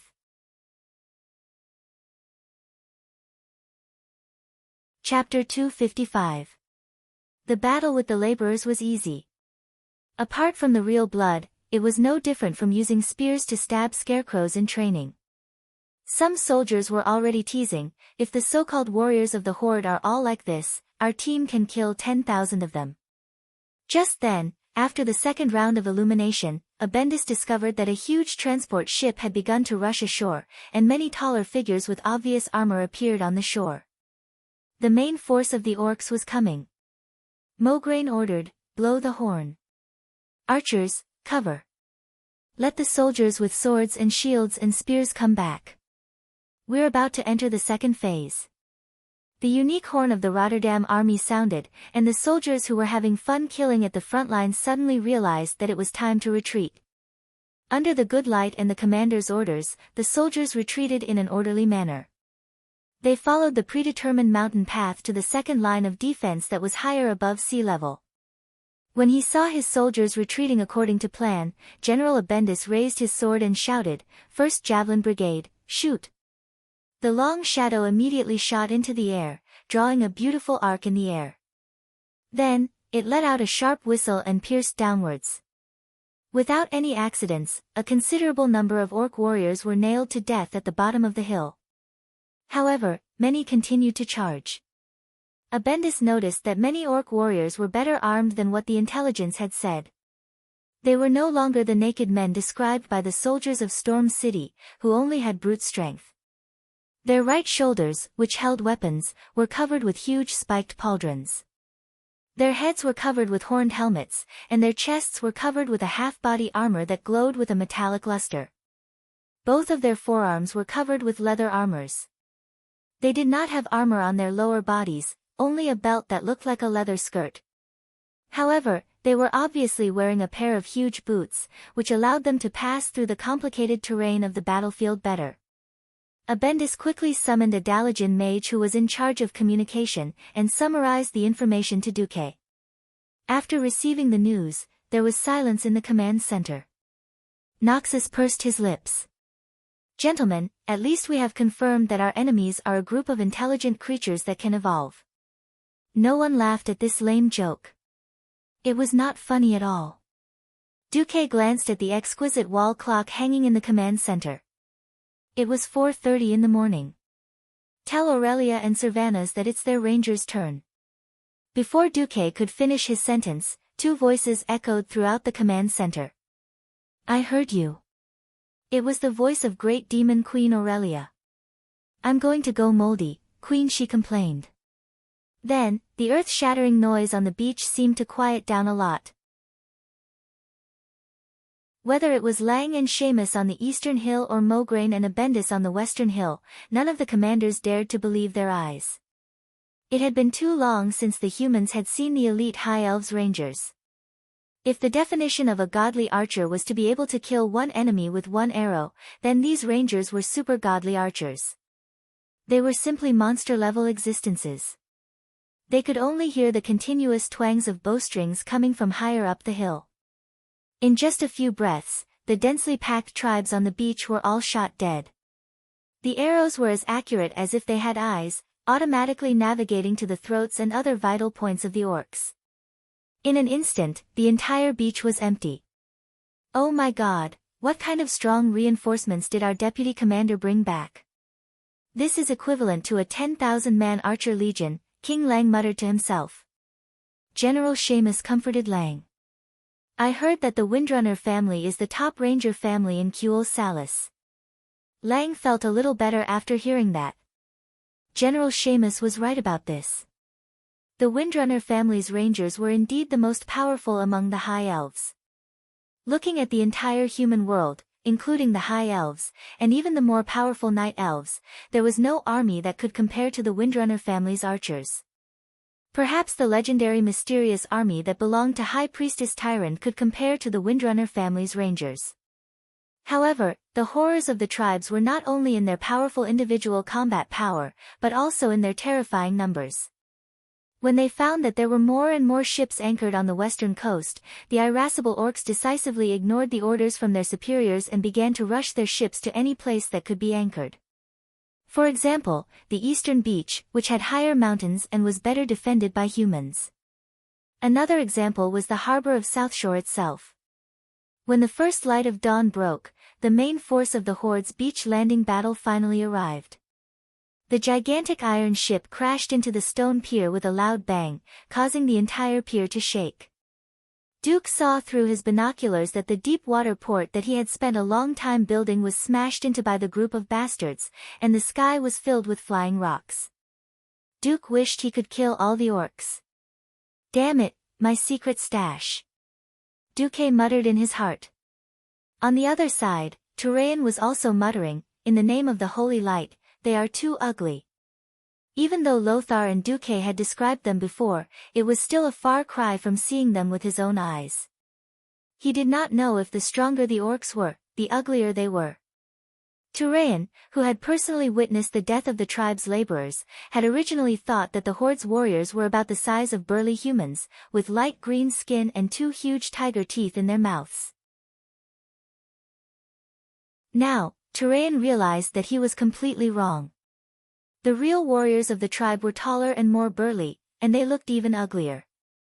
They had bright green skin and red eyes that were even redder than a rabbit's. And those huge fangs that could not even be covered by their lips. Turayan swore that he had only seen something like this on a wild boar. But wild boars did not walk on 2 feet, nor did they carry huge heavy weapons, nor did they wear heavy armor. Duque pretended to observe with his binoculars, and then said the answer that was marked in the system notification, "All right, generals, I have good news and bad news." Everyone immediately pricked up their ears. The good news is that the Horde is finally willing to put in the main force. Lothar, you can consider calling back the reserve troops that were stationed outside. Lothar smiled slightly. To be on the safe side, Lothar divided about 1/3 of the troops that had been gathered in Southshore and placed them in the middle of the Hillsbrad Hills, which was probably the inland area between Southshore and Atonement Island. Lothar did not comment on Duque's suggestion. Because if they called back the reserve troops, they might not be of any help. If they did not call back the reserve troops, they could still be used as insurance. At most, they would receive complaints from 1 or 2 kings that their troops could not do anything. Lothar smiled and asked, "What about the bad news?"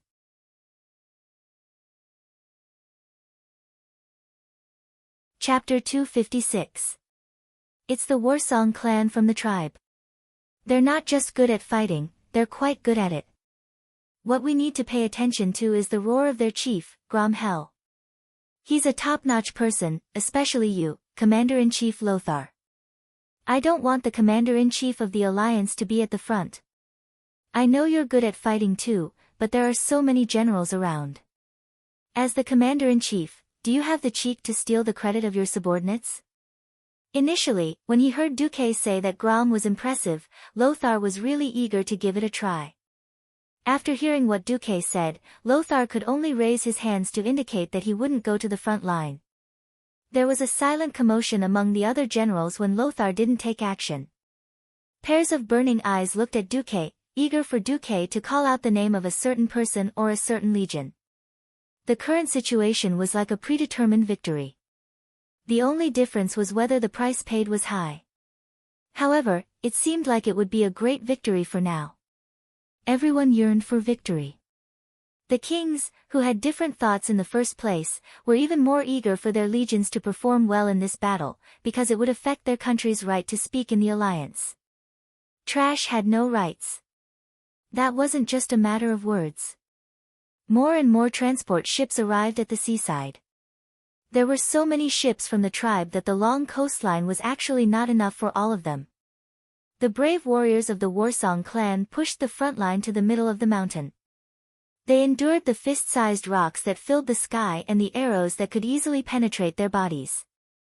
When one fell, another would immediately take his place. When a group fell, a new group would immediately rush in. They were using their flesh and blood to corrode the humans' defense line at a high speed. The agile movements of the Warsong clan warriors, their exaggerated jumping ability, and their violent strength made the soldiers of the Rotterdam very uncomfortable.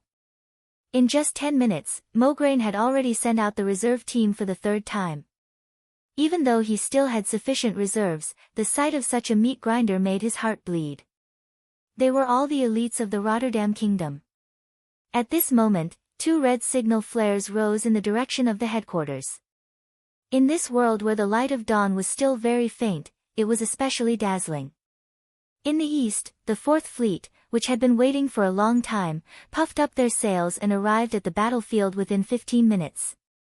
Then, far from the coast, they fired their cannons at the densely packed coastline. From today onwards, this cruel weapon would probably become one of the most hated weapons in the tribe. 100 thumb-sized, relatively round iron lumps could be stuffed into a huge cannon chamber. Because of the short range, Commander Ku Tiras ordered that each cannon be loaded with 20% less gunpowder and 30% more grapeshot than usual. Bang! Bang! Bang! Following the loud roar, the coastline that was not particularly wide was immediately set off in a storm of blood. The new armor that the orcs had obtained from the dwarven slaves was completely unable to withstand the impact of such hot weapons. A head-sized bloody hole would immediately appear on their bodies if they were hit by it. Even the lightest injury would be a broken arm or leg. Large pieces of broken limbs flew into the air. There were split heads, splattered intestines, and broken weapons. In a few breaths, the entire coastline had become the orcs' Shiraba. The seawater that surged up along with the tide was all dyed red with the blood of the orcs. The tragic scarlet spread hundreds of meters away on the surface of the sea, and it was all orc blood. The tribe's commander ordered the transport ship to rush towards Ku Tiras' battleship. Unfortunately, it did not work this time. An orc laborer who was rowing the boat could not help but exclaim, "There's something down there, there's a lot of it." The laborer pointed at the large opening for the oars. As soon as he finished speaking, he was dragged underwater along with the oars. Blood gushed out, and it seemed that he would not survive. At this time, there were already quite a number of slightly fat black figures on the surface of the sea. Colorful triangular dorsal fins broke through the water surface, forming white waves. Those who were familiar with them would know at a glance that they were murlocs. It was not the first time that the tribe had dealt with the murlocs. They also knew that the humans of Stormwind City had the ability to tame the murlocs, although they did not know which one. It felt as normal as an orc taming a warg. That alone was not enough to alert the tribe. Until the tribe suddenly realized that the number of murlocs was 2F** king ridiculous. It was impossible to count how many there were. All they knew was that this was definitely more than 10,000. Not only the orcs, but even the human guards on the hill were stunned. At first, Duque did not send out the murlocs because Duque felt that it would not be effective to let the murlocs intercept the transport ships rushing towards the coast at high speed. Now it was different. Most of the gaps along the coast had been filled. If the tribe wanted to reach the shore, they would either have to smash the butt of their own ship and disembark in deeper water, or they would continue west to find a place to dock. In fact, continuing west was the right choice. But the appearance of Ku Tiras' fleet dispelled the tribe's commander's thoughts. What was worse was that the transport ships that attempted to attack the Alliance's fleet had all stopped. If the tribe's ships were powered by sails, the murlocs would not be able to cut off the ship's power. But it was oars. For the Murlocs to deal with wooden oars that were not specially reinforced was a matter of minutes. Under the command of the Murloc Oracle Maugre, the Murlocs also became smarter. They worked hard to destroy every Horde transport ship. They used all kinds of methods to break the oars of the laborers and dig into the bottom of the Horde transport ships. Like sardines, the transport ships were packed with hundreds of people. Even if one of them sank, it would be a big loss to the tribe. Looking at the situation of the battle, the 5 kings in the command center were all beaming with joy. Yo, Horde, hurry up and play your cards. I don't know who the commander is, but if you don't play your cards, I'll have to take the lives of another 100,000 orcs this time. At this moment, a loud noise suddenly erupted from one of the large battleships in Kutiras's fleet. In the next second, the huge mast broke, pulling the entire ship and causing it to tilt at an angle of 60 degrees to the water. If the first attack could be reluctantly attributed to an accident, then the second attack was witnessed by Duque with his own eyes. On the left side of the battleship's bow, a huge crack about half a meter wide and at least 7 or 8 meters long was drawn out by a Black Shadow's weapon like it was killing a fish.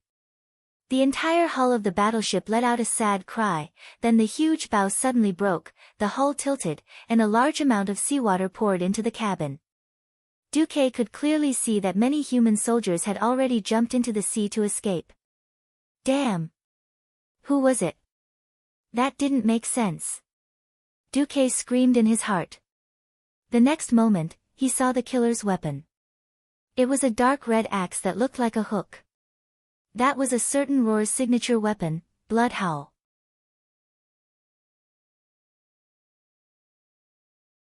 Chapter 257. Grom Hellroar was mighty and domineering. Whether it was his trademark roar, his courage or his unparalleled violent attack power. Tearing a lion apart with his bare hands and going through countless battles without a single defeat was not enough to describe the domineering Grom, whom Duque had called Lord Howl before he transmigrated. If one had to describe Grom's strength in one sentence, it would be that he could dismantle a Gundam with his bare hands. The story began with Grom's father, Galmash Hellroar, whom Duque called Grandpa Howl. Galmash was the chief of the Warsong clan. He was a powerful warrior during his lifetime and was known as the Giant Butcher. Few orcs could be like him, both deeply respected by his own clansmen and terrifying his enemies. One time, Galmash and his clansmen encountered a huge Golan, and a fierce battle ensued. What was a Golan? A Golan was a terrifying one-eyed monster that was 2 or 3 times taller than an ogre. Duque believed that only the one-eyed giants of ancient Greece before he transmigrated could be the prototype of this monster called Golan. During the fierce battle, Galmash was caught by the Golan. When his body was bitten to pieces by the Golan's guillotine-like mouth, Galmash endured the pain and used the last of his strength to chop his battle-axe, Gorhowl, into the Golan's eye before he died. When they fell, the first to die was the Golan. After this battle, Gorhowl became famous everywhere and became the symbol of the Warsong clan's chief. Galmash eventually earned the surname Hellroar for his clan. The Hellroar clan was also very good at fighting huge things. For example, such a huge warship had been dismantled by Grom in a few moves. Were the tribal heroes really monsters? Although Duque wanted to push Lothar, who had the highest combat power on his side, and Uther, who had just arrived last night, to fight Lord Howl for 300 rounds, the problem was that this was AF** King naval battle. Could Lothar and Uther, who were fully armored, win? Don't be ridiculous. If these two powerful people drowned because of this reason, Duque would not be able to forgive himself.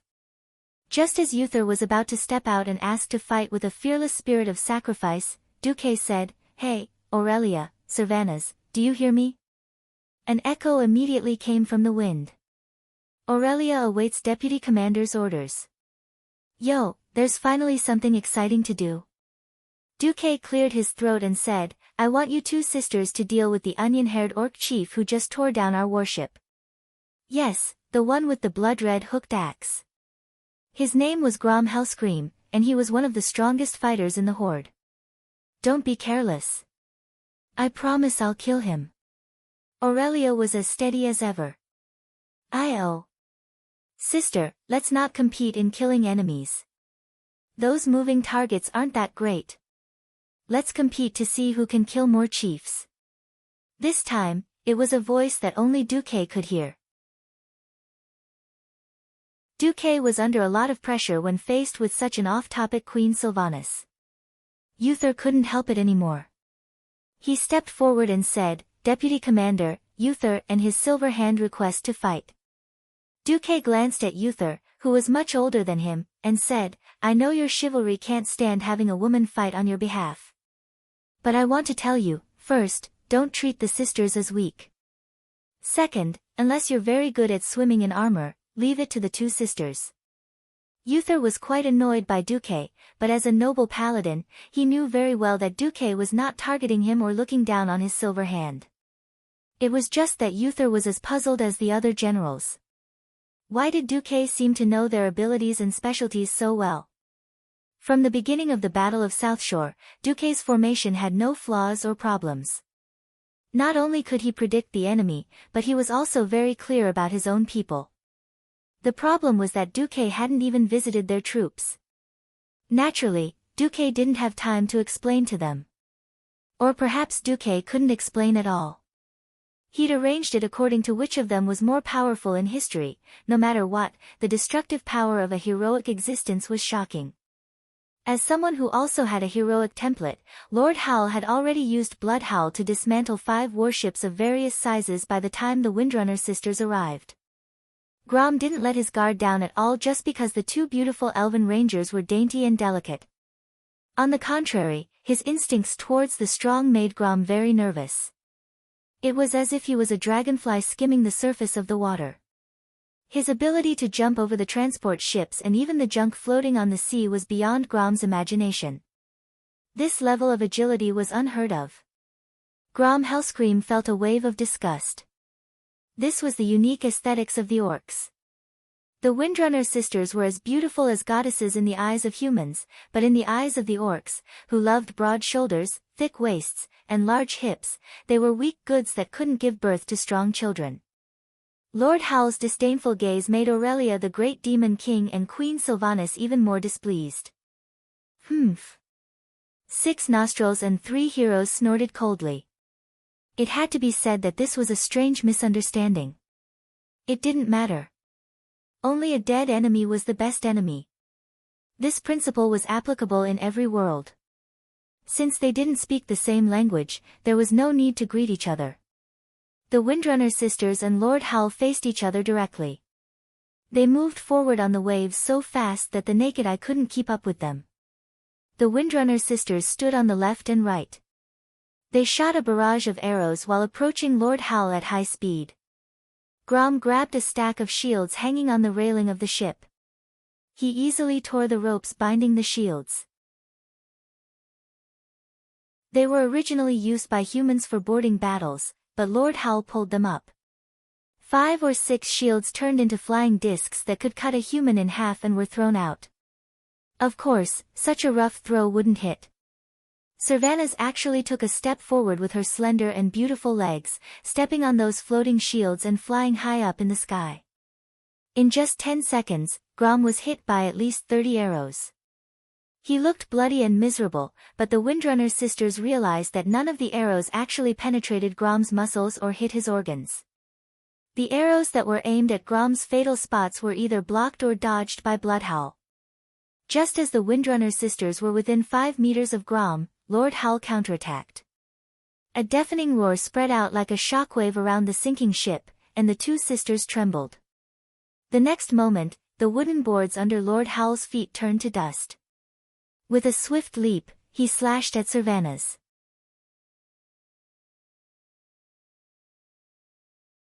Chapter 258. Lord Howl's leap/slash was unscientific. In a fantasy world with all kinds of special skills, talking about science was bullsh*t. It looked like a simple leap and fall, but whether it was going up or down, it had nothing to do with the acceleration of gravity. Bloodhowl's blazing red light shot into the sky. For a moment, it was like a scarlet sun had suddenly appeared out of nowhere. It was shocking and dazzling. The next moment, Grom, who held the axe with both hands, slashed down like a falling meteor. Speed up. Speed up. Speed up continuously. Insanely fast speed up. A moment ago, Grom was still about 10 meters away from Sylvanas. It felt like Queen Sylvanas could easily dodge with a light stomp of her feet. In the next moment, the sharp tip of the axe had already chopped down on a few strands of Queen Syriana's bangs that were leaking out of her hood. At this moment, the sharp whistle of the axe cutting through the air had just spread. This attack broke the speed of sound. This was the attack that the Hellscream family was famous for. Lord Howl's father had used this attack to kill countless ogres and Gollin. Lord Howl himself would also kill the night elf demigod Cenarius and the demon lord of the abyss, Manaroth, who was even bigger than the heavy truck Duque was in before he transmigrated. No, when Duque, who was in the command center, saw this scene through the magician's eye that had been monitoring the battlefield, he was so shocked that he stood up abruptly. Cold sweat instantly soaked his entire back. Could it be that Queen Sylvanas, who was supposed to shine brightly on the stage of the world of Azeroth in the future, would fall here? It was still World War II at the Dark Portal.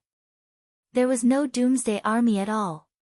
It could be said that Queen Sylvanas' death here was death.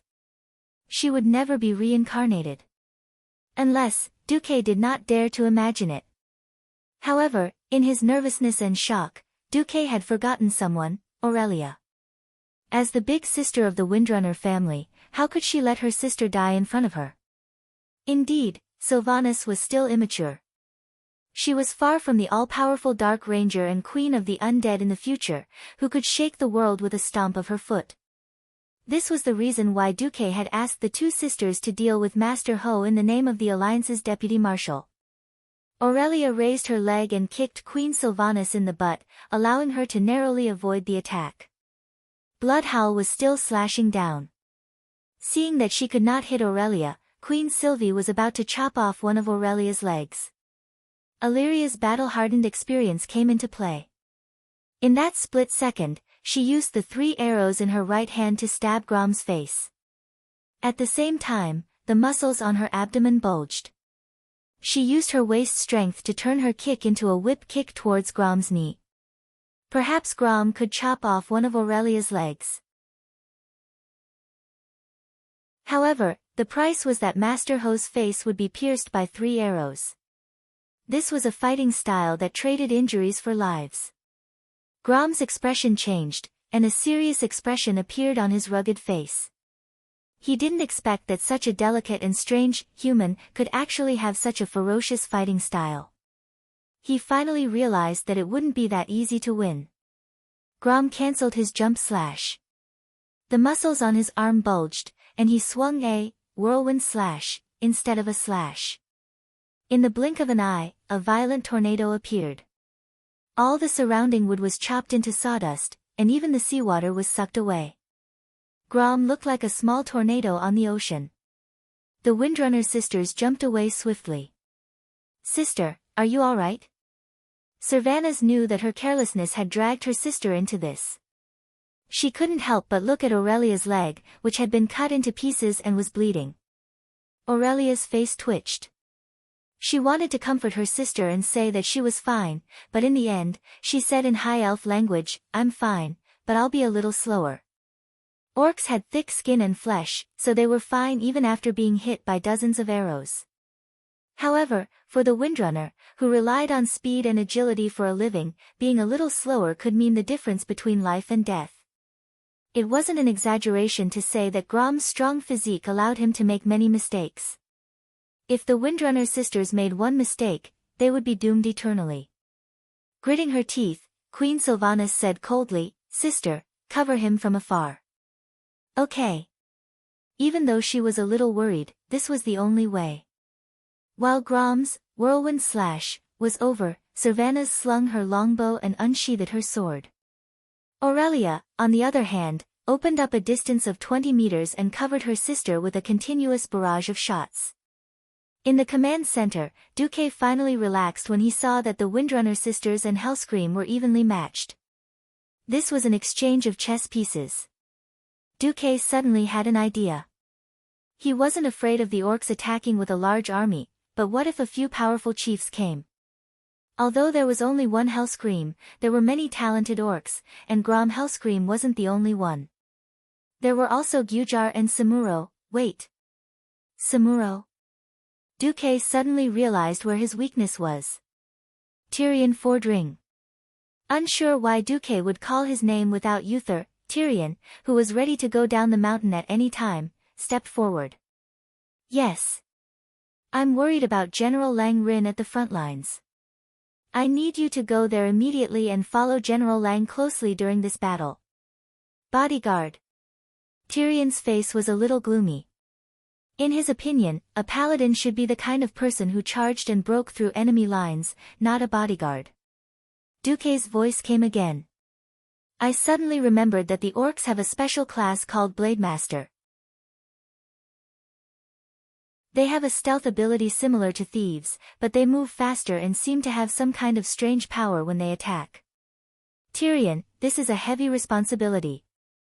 If something happens to General Lang, it will be a heavy blow to not only the battle for Southshore, but the entire alliance. If you go this time, no matter what happens, I will remember you. Understood. Duque's transfer was a matter of life and death. Ryan was wearing a golden helmet and armor. Although he could arouse the courage of the Storm Wind soldiers, his existence was also very conspicuous to the tribe. Just as a sword suddenly slashed at Lang from behind, Tyrion arrived. Holy shock, one of the few long-range attacks of a paladin. The attack came at the most needed time and place. The sneak attack stunned the Blade Master for a moment. It was also at this moment that Lang and General Tom realized what was going on. Two intersecting swords slashed at the blurry figure that was gradually becoming clearer. However, this Blade Master obviously didn't give up. Blade Storm suddenly rolled up.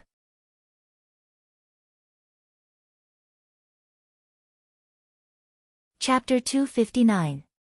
It was another tornado-like attack, but compared to Grom's whirlwind slash, the Blade Storm was the real tornado, the real killer move. A terrifying tornado made of blood and wind swept up from the top of the mountain. Under the high-speed rotation, whether it was Theon, Lang, or Tom, they all lost track of the mysterious sword saint who had ambushed them. They could barely see a green figure spinning at high speed in the turbulent air currents.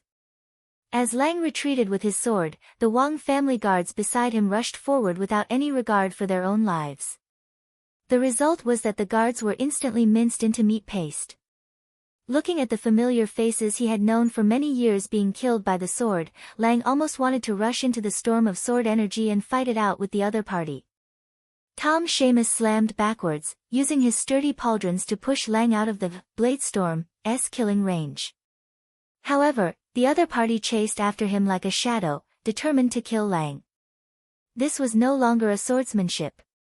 The high-speed rotation of his body brought with it countless sword energies that were like real swords, slashing horizontally at everything that tried to block his way. The human bodies clad in standard iron armor, the thickened shields wrapped in wooden planks, the trenches dug around the mountain, and the stone pillboxes, everything looked so sturdy. However, all these seemingly indestructible things had become victims of the Blade Storm's terrifying meat grinder. The human body was cut into pieces, and even if it was picked up, it would not know how to piece it back together. The shield was cut into pieces. The trenches were instantly opened up. And the stone pillbox was directly lifted off the roof. The attack of this berserk sword saint was completely beyond human imagination. At this moment, Lang suddenly calmed down and accepted reality. He was very grateful to Tyrion Fordring who came at the last moment, and he knew very well that he was sent by Duque at a critical moment. But this kind of power was not something a mortal could resist, right? Listening to the high-speed cutting sound, Lang helplessly closed his eyes with a bitter smile. 1 second. 2 seconds. 5 seconds, the blade that represented death never came. Instead, it emitted an intense sound of metal clashing not far from him. Theon's tall and burly figure stood in front of him and Seamus like a nail. The storm of blades slashed at him. Countless swords on his body. Dismember the corpse into 10,000 pieces. None of this happened. Instead, Lang saw an oval cover that glowed with a holy golden light appear on Theon's body. It was this shield that withstood the seemingly invincible blade storm. Was this really a god? Looking at the system elf's report, Duque was a little confused. Congratulations, Tyrion Fordring, who you urgently dispatched to the eastern battlefield, saved King Lang at the critical moment with Blessing of Sacrifice and Divine Protection. King Lang's attitude towards you has risen to entrust life and death. Duque knew what it meant, but Duque was more interested in Theon's two skills. Blessing of Sacrifice, use the power of the holy light to protect an ally, so that the user of the blessing bears a portion of any kind of damage. Divine Protection, stimulate the holy light in the body, using the power of the holy light to make oneself immune to all attacks for a few seconds. The holy light in this world seemed to be more powerful than he had imagined. On the other side, seeing that he couldn't kill Lang even with his ultimate move, the mysterious sword saint reluctantly retreated. His figure disappeared into thin air. After using his ultimate move, he would probably fall into a period of weakness for a long time. That kind of terrifying move, which concentrated all of his strength for a few days in an instant, would not come without a price. He wouldn't have to worry about that guy for a long time. At this time, in the image of the mage's eyes, he saw that Duque had sent Theon to save King Lang. There was a burst of applause in the command center. That's amazing. Vice Commander. Oh my god, how did you think of that? Duque was flattered because this was praise from the 5 kings of the Alliance. Although he had saved his boss, saving Lang was also helping these kings.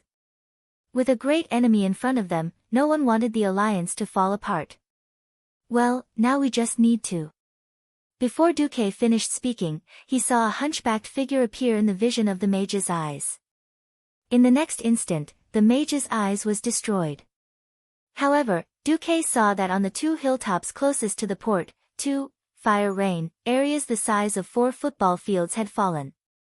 A fire rain area the size of 8 football fields, was this done by an ordinary warlock? Duke and Antonidas looked out of the window at the same time, looking at the burning hills in the distance, and the people on fire who were writhing in pain. Those little people on fire in their field of vision were the elites of the Alliance.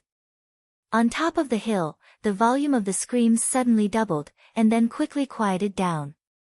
And on the beach, naturally, the cheers of the orcs burst out. With the help of the system elf, a figure that was originally just a small black dot rapidly expanded in Duque's vision, and expanded again and again.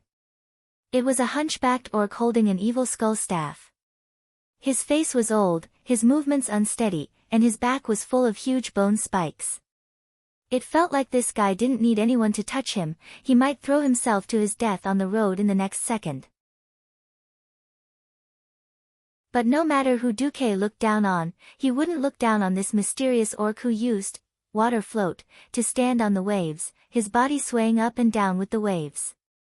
He was the terrifying existence that stood at the end of the path of evil in the mortal world. The muscles on Duque's face kept twitching, and his face was ashen as he squeezed out 3 words with great difficulty. Ghoul, Dan. Duque was absolutely sure that the historical ghoul, Dan, did not participate in the Battle of the Hillsbrad Hills. He didn't know if it was because the butterfly Duque had changed the course of fate too much, but it actually attracted Ghoul, Dan. The only thing he could rejoice about now was that Ghoul, Dan was no longer that demigod Ghoul, Dan. After being tricked by Medivh, Ghoul, Dan's strength had dropped by at least half. Unfortunately, even if Ghoul, Dan's strength had dropped by half, he was still not someone that the sky wizard Duque could contend against. Duque walked over to Antonidas and bowed deeply. Apologies, Chairman Antonidas. The other party was once a demigod warlock, the strongest orc in the mysterious domain, Ghoul, Dan. Other than you, only Kuel Salis Sun King can contend against him. Facing the expectant gazes from all directions, Antonidas leaned on his staff and stroked his long white beard, his face filled with the pride of a strong person. Ha ha ha. The Dalajan will not refuse responsibility. The same goes for the Dalajan chairman.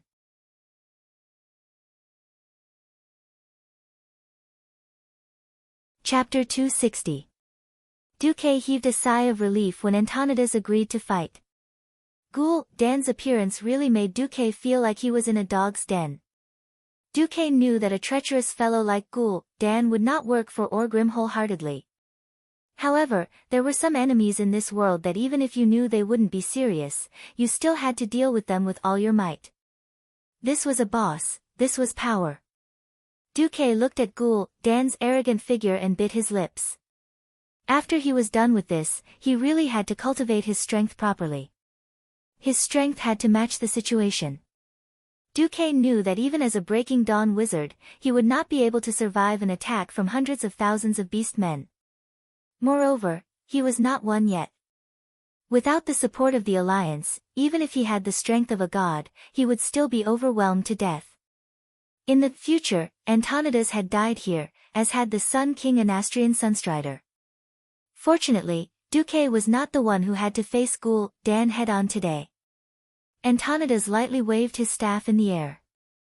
Without anyone seeing how he chanted an incantation, mysterious runes formed a long line in the air in front of them. 3 seconds later, this line was stretched open by some mysterious power, turning into an oval that allowed one person to pass through. On the other side of the circle of light was the empty gate of Southshore. That was the gate that connected the docks to Southshore. The beast men were not idiots. They knew that if they did not get rid of the humans on the 2 hills and rushed into the town, they would just be sending themselves to their deaths. Under the scolding of the tribe's commanders, the beast men all charged towards the hills. In the midst of the intense battle, there was an empty patch of land. The next moment, Antonidas appeared alone at the gates of the town. Oh!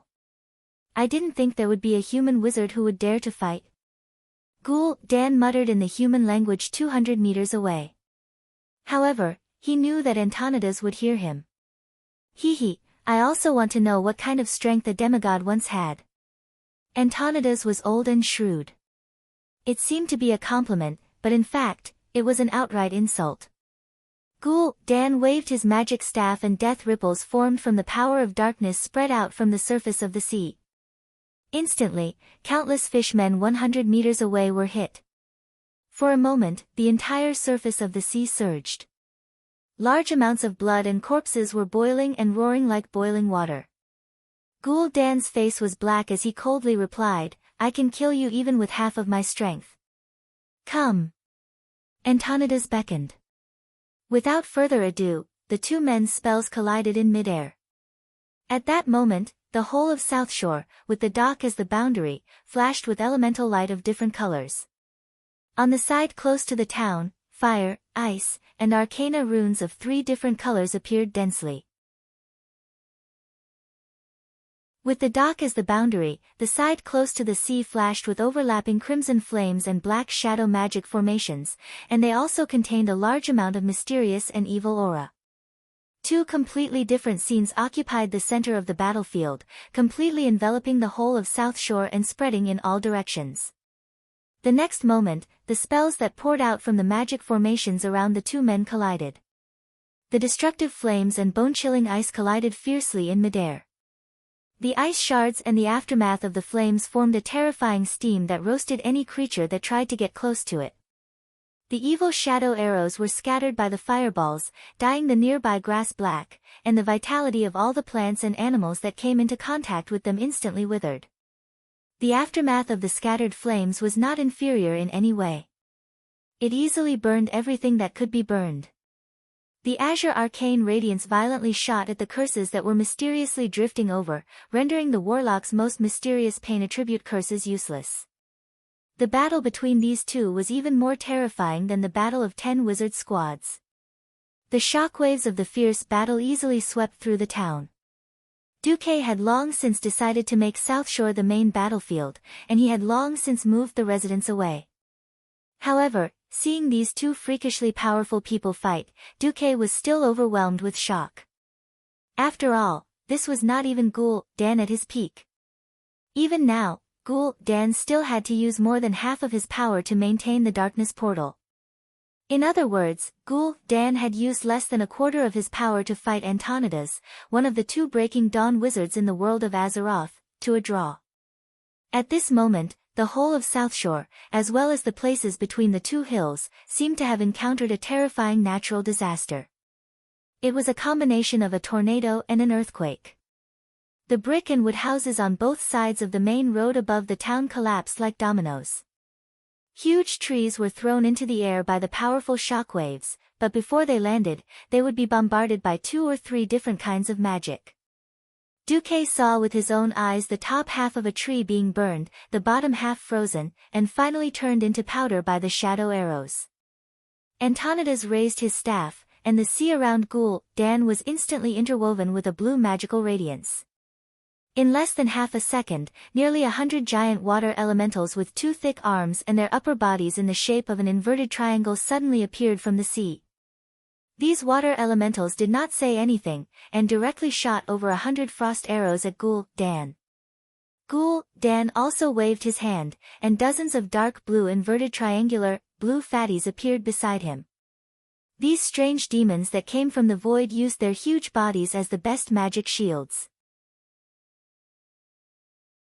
At the same time, near the town gate, a spatial passage connected to the void was opened, and many demon hounds that targeted magic professions pounced out, charging straight at Antonidas. Humph. The Dalajan president snorted coldly. Countless ice spikes appeared from the ground and pierced into the sky. The demon hounds that should have been able to suppress mages had no resistance against the physical damage caused by the elemental transformation. As if they were skewered, their abdomens were easily pierced from the bottom up. Some of them even had their heads cut off by the ice, and they became corpses before they could rise up. The magic energy that burst out of their bodies formed a terrifying pressure. This kind of pressure could easily draw an invisible boundary on the battlefield. Even if there were no magic waves in that area, those who were not strong enough would not dare to cross it. Seeing that Duque's arrangement had once again offset the horde's attack, Lothar walked over. "What are you waiting for, Duque?"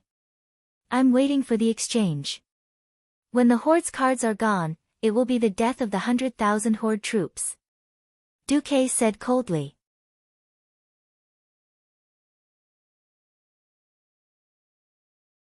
Chapter 261. Everyone in the command center's eyes lit up. They didn't know how many soldiers the horde had left. Adding the 100,000 orcs here and the ones intercepted by Dalen's fleet, it was definitely a heavy blow to the horde. From the looks of it, the humans wouldn't lose more than 20,000 people. No matter how one looked at it, this was a great victory that only happened once in a century.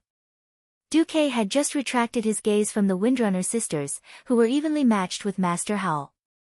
He was shocked to find that the battle between the strongest sorcerer of Azeroth and the strongest sorcerer of Draenor had already come to an end. It was a draw. Antonidas and Ghoul Dan clutched at their wounds. The left shoulder of Antonidas' sorcerer robe had been burned. A black rune with an evil aura was wriggling on Antonidas' old body. Antonidas was using arcane energy to dispel the rune, but it wasn't very effective. On the other side, Ghoul Dan had also been hit. A huge ice prism had pierced through his left shoulder. From the wound, ice patterns spread toward Ghoul Dan's heart like a spider web. Ghoul Dan injected the destructive flames in his hand into his shoulder to resist the invasion of the cold. "Humph. I'll spare your life today. Next time, I'll leave your filthy head behind." The two of them turned around and left without hesitation. Antonidas reluctantly teleported back to the command center. Ghoul Dan waved his hand and turned into a cloud of black fog, disappearing from the sea. "Master, how are you?" "Uther, come and help." The place where Antonidas was covered started to emit thick darkness. The sticky black aura had a strong sense of ominous, and it tried to drill into the depths of the old magician's body and corrode his magic circuits. Fortunately, Uther's holy light was even brighter. Even though sweat was dripping from his forehead, Uther spent about 5 minutes to completely dispel the darkness. "Thank you. It seems like the Holy Knight is a great profession," Antonidas praised sincerely. Antonidas praised from the bottom of his heart. He then turned to Duke. "What a terrifying orc warlock. I'm no match for him." If I go all out, I'll definitely be the one to die. At most, I'll only be able to injure him moderately. I don't know why he's pretending to be heavily injured. All I can say is that he'll need at most a week to recover, but I might not be able to fight for the Alliance by then. Don't worry. He won't come again. Duque said with absolute certainty. Are you sure? Yes. Duque turned to look at Crassus in the Dalajan crowd. Please send Mr. President back to the Dalajan first, and then ask Archbishop Fao to go to the Dalajan and check Mr. President thoroughly. It would have been best to send Antonidas to Lordaeron. Due to political reasons, Antonidas would rather stay in his old nest to recuperate. Crassus quickly opened a portal, connected it to the Dalajan, and sent Antonidas away. Not long after, Crassus opened a portal and hurried back. The orcs were not stupid. After their several charges were repelled, no matter how stupid they were, they realized that with so many people crowded on the coast, sooner or later they would be wiped out. They gave up the blind attack and seemed to be waiting for something. Duque's pupils suddenly shrank to the size of a needle's eye. It's here. It's finally here. Duque stood up and slammed his hand on the table. Pass the order, all cavalry regiments are ready to launch a countercharge against the enemy along the established route. All reserves are to enter combat positions, with the spear team and the javelin team as the main force. It was finally their turn. In the command center, a group of tough generals had been waiting impatiently. If it weren't for Duque's magnificent command, suppressing the tribes time and time again, maybe some kings would have protested. Now with Duque's order, more than half of the people in the command center left. As he walked down the hill, Uther was a little puzzled. General Lothar, are we going to counterattack from the ruins of South Shore to the coast? I'm still wondering about this order. Are there any cavalry on the tribe's side? I don't think there's anything in the tribe that can stop your cavalry regiment and my silver hand. General Haas, the commander of Alterac, was also puzzled. It's even more strange on my side. They actually want my Eagle Knights to attack the enemy along the slope of the East Hill, which is not too steep. The Eagle Knights are indeed mountain knights, and they are also used to fighting in complex terrain. But I see that General Lang's infantry is also doing well. I can't think of a reason for reinforcements. Lothar smiled. It was an extremely sunny smile. Can you write 10 or 20 reports at the same time? No, Uther answered truthfully. How is that possible? Haas asked rhetorically. But I know that strong mages have the metamagic ability, multicasting. That is, the ability to do two things at the same time, or even many things. Duque is such a genius, he can quickly read many times more reports than we do. He also often finds a lot of details that we don't notice. For those threats that he is uncertain about, he will make preparations, but because he can't convince everyone, he will be used to silence. Lothar paused and continued, however, it has been proven again and again that the preparations he has made and the backup he has arranged are correct and effective. Even if I don't want to admit it, I have to admit that he is above me in terms of the overall situation and the art of command. If he were a melee professional, maybe he would be the commander-in-chief. What Lothar said was another fact of this era. People who regarded chivalry as the supreme tended to admire melee heroes more than the mysterious and unpredictable spellcasters. More people subconsciously believed that only those who fought head-on were real men. 10 minutes later, the signal to attack came.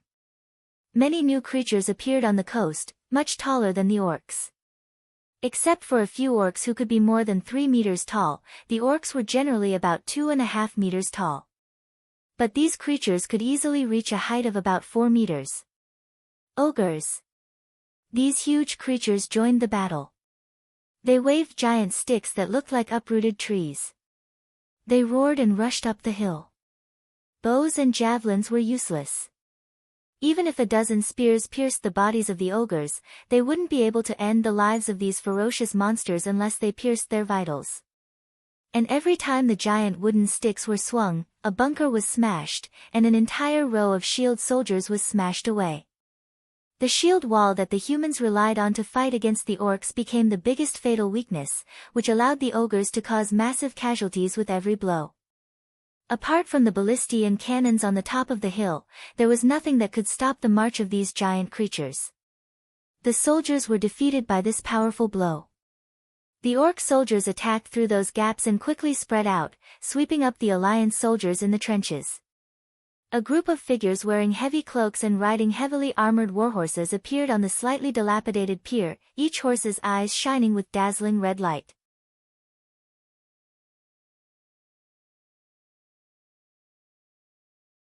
Chapter 262. The Eagle Knights led by Haas attacked the horde along the river at the foot of the eastern hill. Now that Antonidas and Dan were no longer in the way, in order to attack the eastern mountain in a more comprehensive manner, many tribes first came to the river bank and then took a detour to attack the mountain from the side. When the Eagle Knights arrived, the defensive line on the hill was already very tight. On the front line, Tyrion and General Tom could often be seen leading the reserves as firefighters to fill in the gaps in the position. From time to time, even Lang had to personally lead the troops into battle. The only good thing was that Stormwind's reserves were quite sufficient. It was just that the casualty ratio was shocking. It was under these circumstances that the Eagle Knights circled around to the flank of the horde attacking the hill. "Level your spears," Haas shouted. The knights lowered their nearly 4-meter-long spears and urged their mountain horses to charge from the side. Alterax's Eagle Knights weren't heavy cavalry in the traditional sense. Considering the mountainous terrain, the armor of this group of knights was between light cavalry and heavy cavalry. They didn't have heavy armor, only light chain mail and a layer of leather armor. The warhorses were also only equipped with a piece of leather armor. On the complicated terrain of the river and the hills, the Eagle Knights performed quite well. With the heavy sound of hooves, the knights quickly scattered, looking for their own targets. When the target was more than 2 meters away, they had already stabbed their spears, hitting the enemy's vitals. At the same time, the momentum of the warhorses pierced deep into the enemy's body. At the same time, the well-designed spear couldn't withstand the powerful reaction force and began to explode to the side. The unlucky ones who were stabbed fell to the ground, and the knights casually abandoned the remaining half of the spear, pulled out Alterax's special double-edged broadsword, and slashed at the horde's warrior's neck. The quick charge cut off the horde's fierce attack. But Haas didn't stop. He took his men around the beach and quickly retreated from the river. The cavalry that had lost their speed couldn't even be compared to the infantry when faced with the tall orcs. Moreover, in that kind of fierce battle, the Eagle Knights suffered a lot of losses. The regular forces were dealt with by the regular troops. Transcendent monsters were naturally dealt with by the insanely strong paladins. Uther, who was charging forward, quickly saw the opponent that Duque had almost tailor-made for them. They covered their faces with scarves, so only their eyes could be seen. Each of them carried a huge two-handed sword. The cavalry from Lordaeron treated them like fools and were prepared to teach them a lesson with their spears. In the rules of cavalry, it was common sense to charge at each other with a lance. Using a heavy sword against a lance, this was the only way. In their hearts, they were praising their luck, and were prepared to make use of the advantage of their lances to take down the enemy. Wother heard countless unfamiliar buzzing sounds. 30 meters away, the charging cavalrymen fell to the ground in front of these guys. Even the cavalrymen of the Rotterdam Kingdom who did not fall to their deaths on the spot did not draw their swords to attack the moment they got up. Instead, they felt as if they were about to bleed from their 7 orifices as they clutched their heads tightly with both hands. The cavalrymen rolled on the ground in pain and let out inhuman howls. In the name of the holy light. Wother witnessed all this with his own eyes. At this moment, he completely understood why Duque wanted the Silver Hand Knights to fight against these cloaked guys. These are demons. They are using evil magic to attack us. After saying that, Wother raised his warhammer high. Several holy seals were added to the warhammer, and the top of the warhammer emitted a silver light like the moon. "Stand up, soldiers!" Wother shouted in his loud voice. The holy light will drive away the darkness, but you must use your weapons to defend your honor. Dazzling light spread from the warhammer, echoing the bright light of dawn, and instantly driving away the darkness from the land. The holy light shone on the warriors, and when the cloaked men raised their hands again, not a single one of them fell. Although the people who got up and the cavalry behind them were still a little scared, when they found that no one fell, they mustered their courage again and let out a deafening roar, charging towards the cloaked knights. However, at the moment of fighting, not only the cavalrymen, but even Wother was stunned.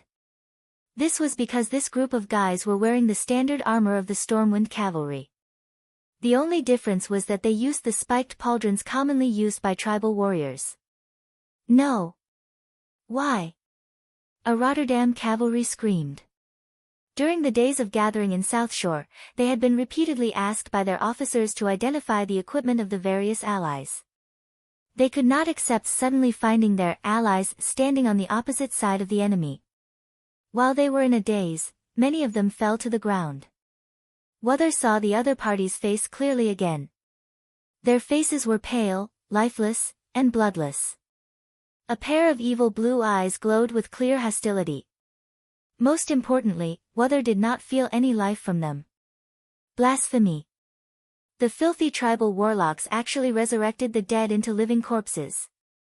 Silver Hand, defeat them. Wother waved his huge two-handed hammer and easily knocked a Death Knight off his undead warhorse. Abundant golden holy light poured into the Death Knight's body, and the guy was blown to pieces by the holy light before he reached the ground. The Alliance soldiers cheered again, encouraged by the amazing skills and power of the paladin. Turalyon, who was at the rear, felt very conflicted. As a paladin, he should be with them, but as Lothar's adjutant, he should stay in the center of South Shore and accompany Lothar to command. The battle between the paladin and the Death Knight began, and neither side could gain the upper hand. At the beginning, Wother killed 4 or 5 Death Knights in a row, but he immediately met his opponent. A tall guy who claimed to be Terran Gorefiend actually withstood Wother's attack. Turalyon saw a Death Knight grab Dathrahan's arm with one hand when they were competing in strength. That hand that looked like a corpse radiated darkness. However, Dathrahan used the holy light to dispel the darkness. Immediately after, Dathrahan took advantage of the moment when that guy retracted his hand and directly hit his head with his hammer. Their skulls shattered like broken porcelain. Turalyon noticed that there was not a drop of blood flowing out of the skull. It was all dry brain matter. On the other hand, the Death Knights were able to win against the normal Alliance cavalry.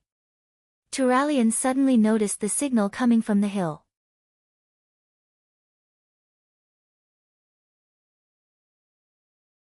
Chapter 263. The Death Knights and Ogres were indeed 2 big cards. If they were ambushed by these 2 troops, the Alliance would definitely suffer heavy casualties.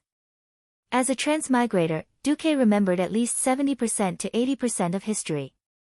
When a surprise attack was no longer a surprise attack, the so-called surprise attack would only be a joke. Duque raised his hands and waved his index fingers at the sky. Windsor immediately understood. Send my order, the Dalajan mages get ready. Your Excellency Kel'Thuzad. Your Excellency Krasis. No problem.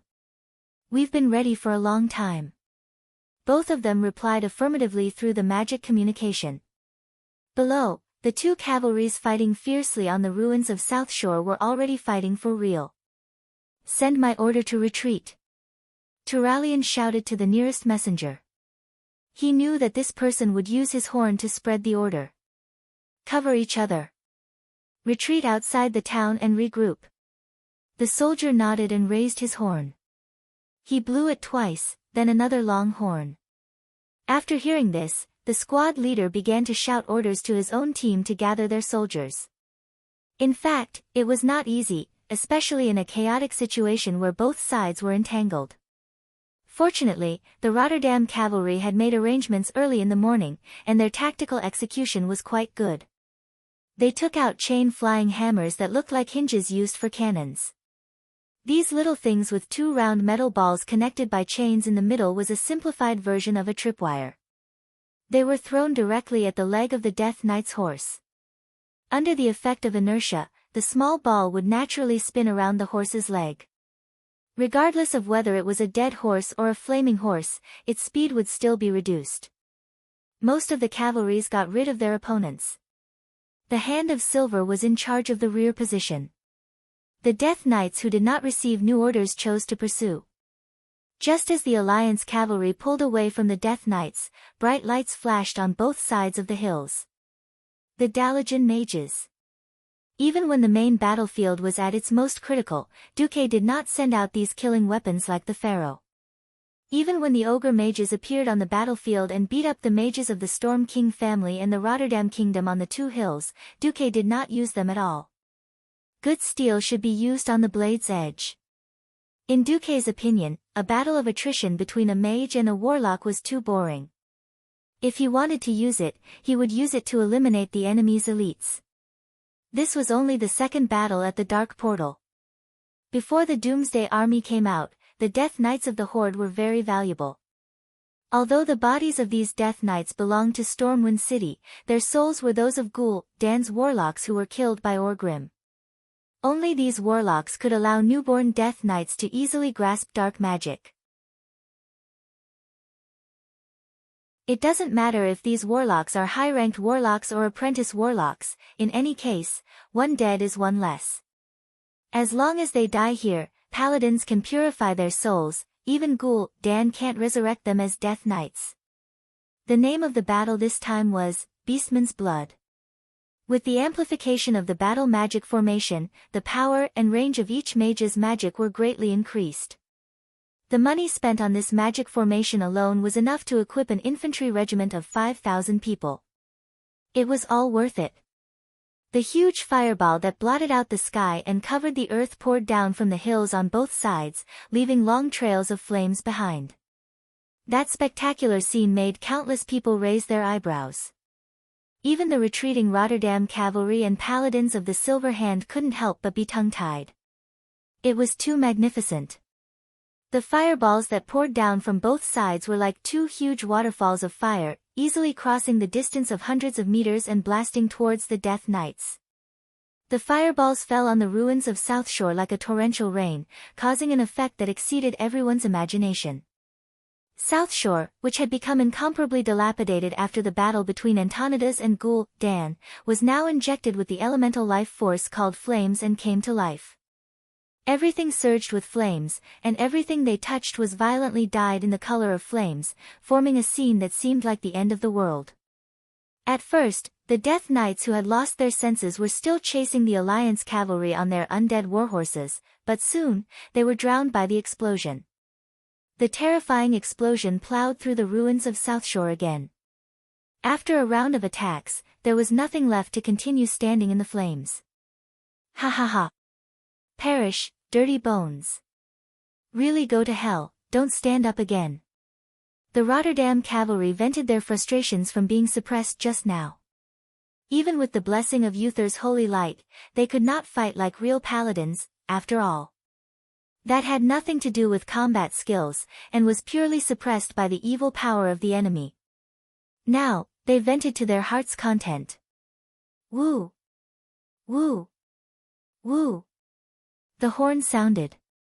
It was a signal for all the cavalrymen to retreat. We're still retreating. Turayan frowned. Noxus laughed. Ha ha ha.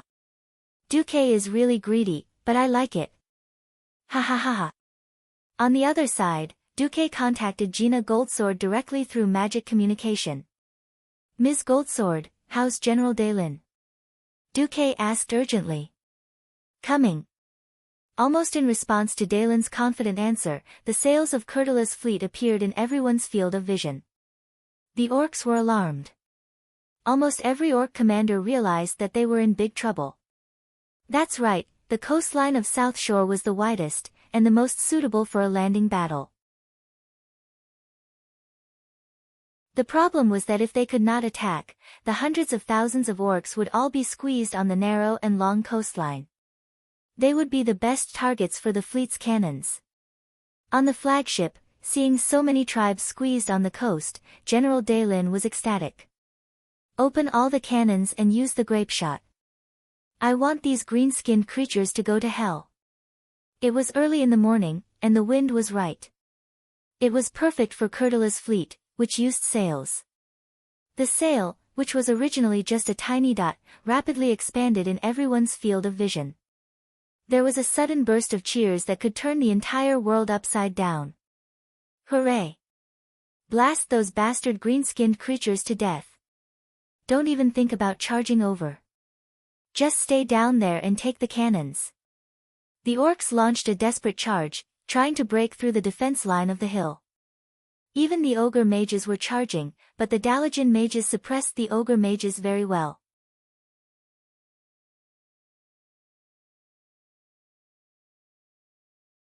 Chapter 264. The Alliance soldiers stood tightly on the defensive line on the hill, holding their weapons steadily.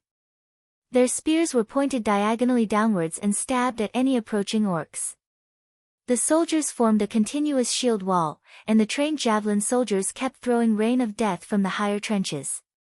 The orcs kept attacking these squads with absolute numbers, but they could not break through the Alliance's defensive line.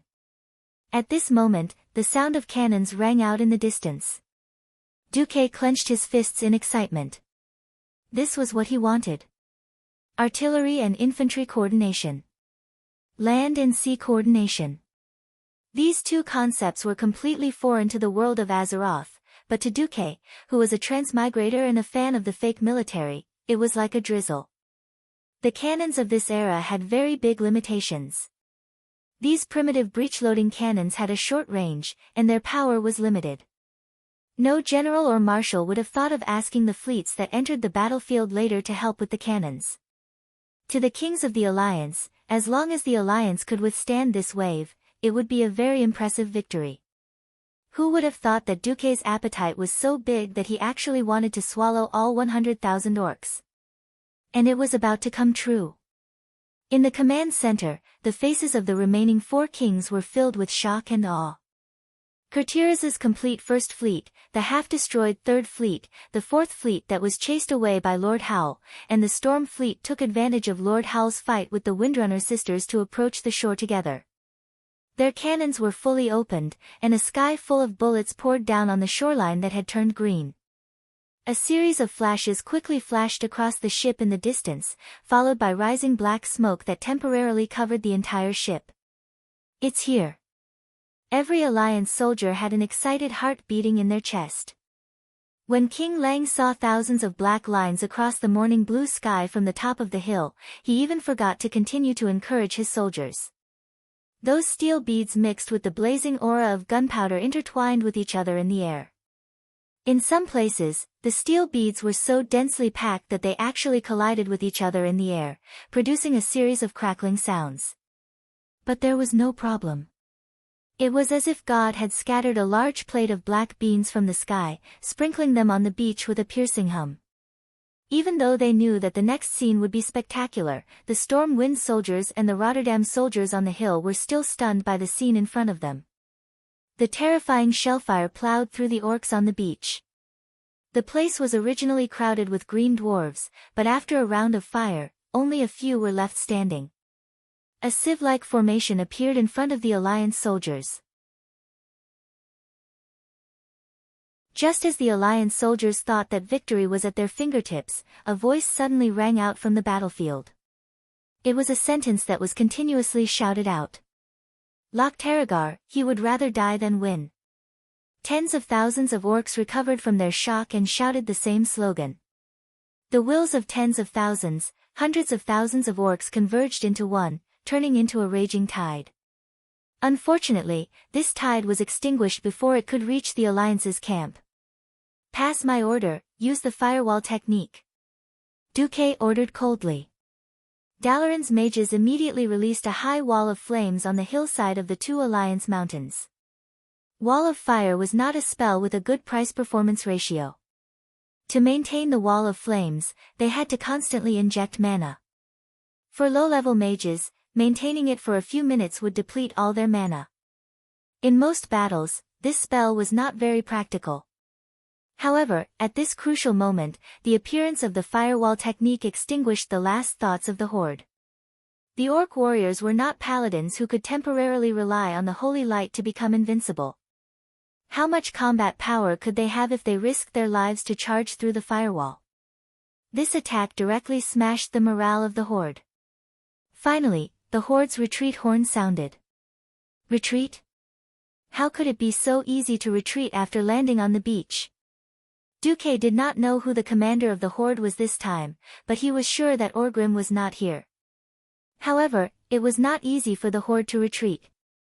Their only path of survival was in the direction of the East Beach, because they knew that the Alliance's tight defense line was still there if they retreated to the west coast.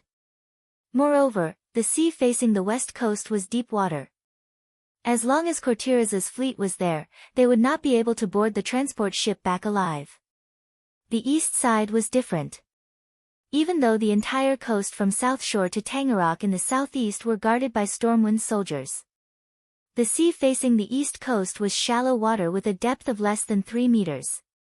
The Alliance's ships could not enter, and this was the horde's only hope. In fact, the horde was retreating in that direction, and the transport ship was also moving in that direction, ready to receive the horde's warriors. However, it was not that easy. Maugre, have your merpeople go to the sea facing the east beach to snipe the orcs. Goo, yes, master. Without waiting for Duque's order, Lothar personally led the cavalry to chase after the orcs when they retreated. This was a rare opportunity to beat the orcs when they were down. Other than Lang, who did not dare to advance too recklessly, who continued to defend his own hill and continued to attack the horde passing by, the bombardment had already extended to the east beach. On the hill to the west, Mograine and Abendis had already led their troops down like ferocious tigers, chasing after the horde's tail. On the entire battlefield, the battle was nearing its end. Looking down from the sky, the silver torrent representing the Alliance was in a semi-encirclement, chasing after the remaining green parts along the coastline. The horde had sent out many troops to cover the rear, but none of them could hold on for long. They were quickly torn apart by the fierce bombardment of the Alliance's long-range weapons and the fierce impact of the Alliance's army. They were quickly swallowed up by the human torrent. In the Alliance's command, thunderous cheers were heard. This was the first victory since the establishment of the Alliance, and it was also a rather great victory. Congratulations, Deputy Chief Marcus. The most excited king of Stormguard, Tolbane, was the first to shake hands with Duque. The Alliance's victory would undoubtedly greatly reduce the pressure on Riptide Fortress. No matter how good the defense of Solder Bridge was, being besieged every day was not a long-term solution. Thank you. Duque smiled. The second to come up was King Tirina's. Sure enough, it's the world of the young now. Kalia misses you very much, come to Lordaeron more often when you have time. The king of Lordaeron's words were clear. Duque forced a smile and nodded, yes, I will definitely go when I have time. Yes, I am very busy. The third was King Xion. Now it's good, at least we taught those green-skinned creatures a lesson. I don't have to worry about waking up with a bunch of green-skinned creatures on the kingdom's beach. There are still many orcs, we need to continue working hard. The last was King Eden. This Alterac king had always given Duque the impression of being gloomy, cunning, and astute. Just as Eden was about to say something, a sudden change occurred. A sharp long sword pierced through Duque's chest. At.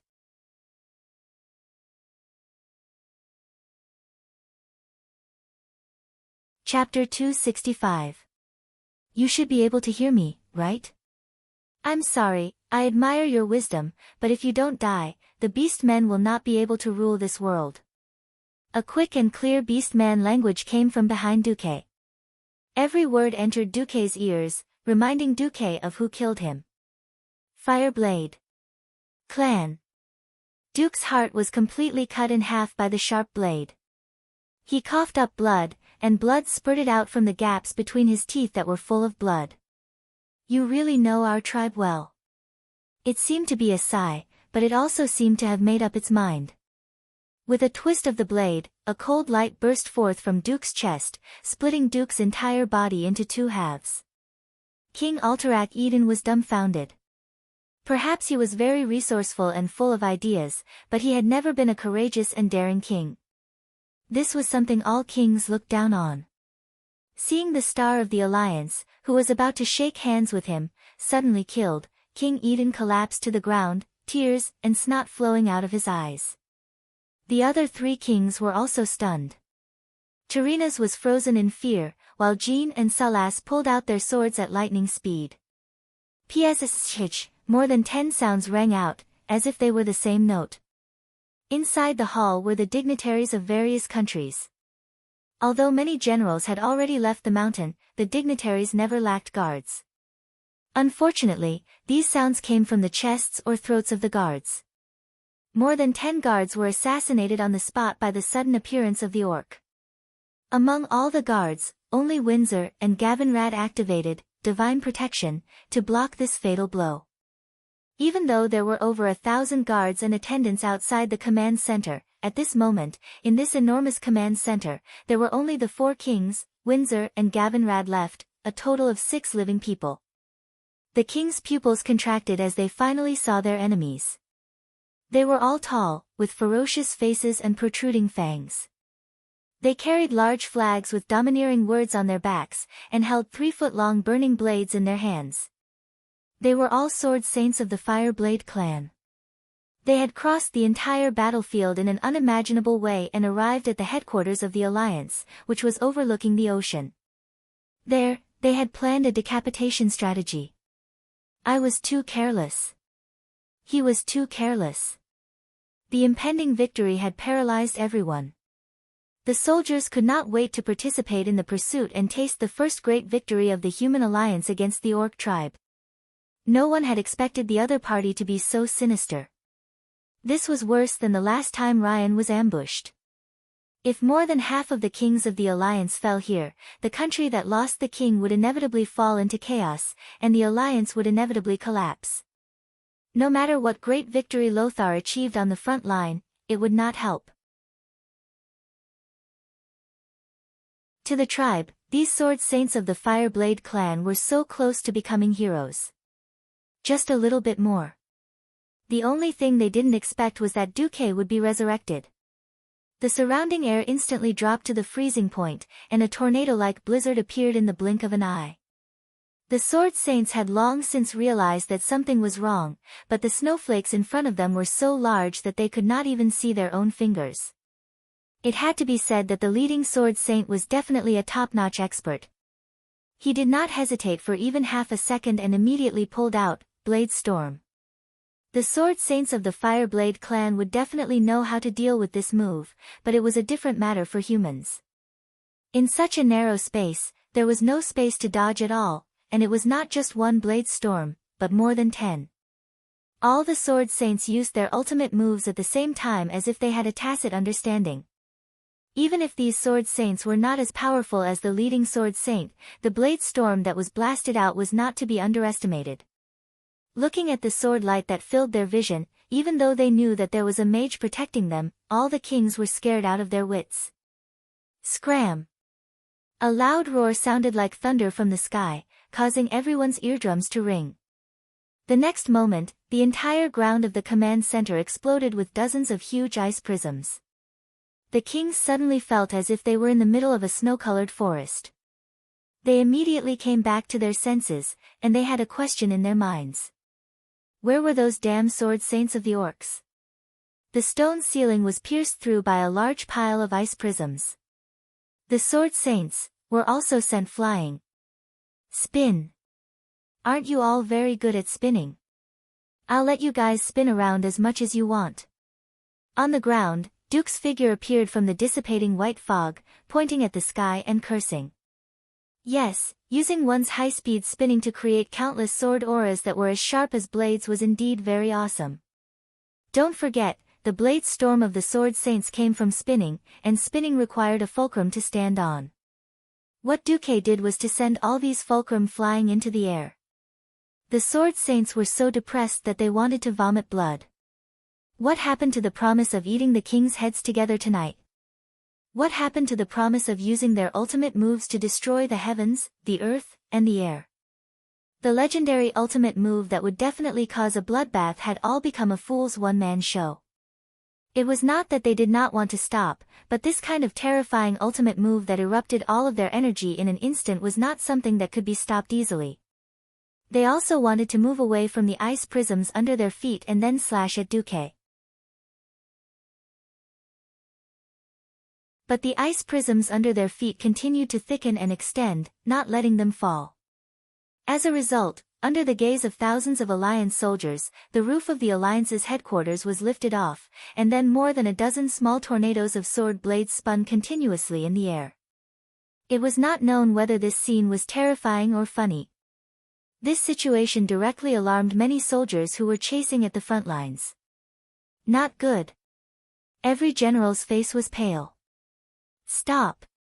Everyone, return. Turayan shouted nervously. Wait. Noxus stopped Turayan's recklessness.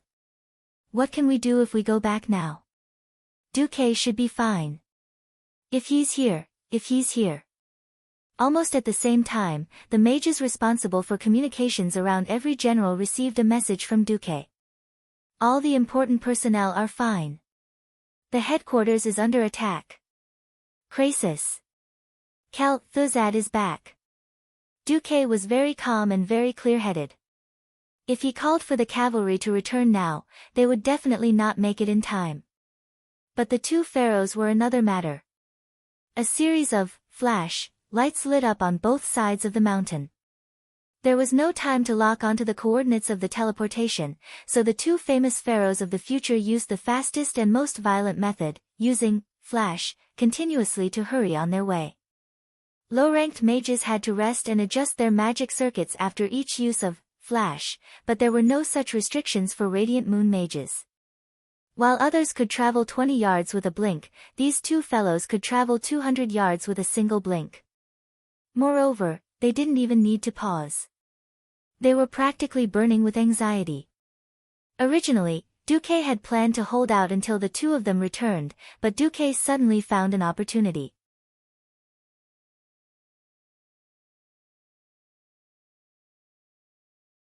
Chapter 266.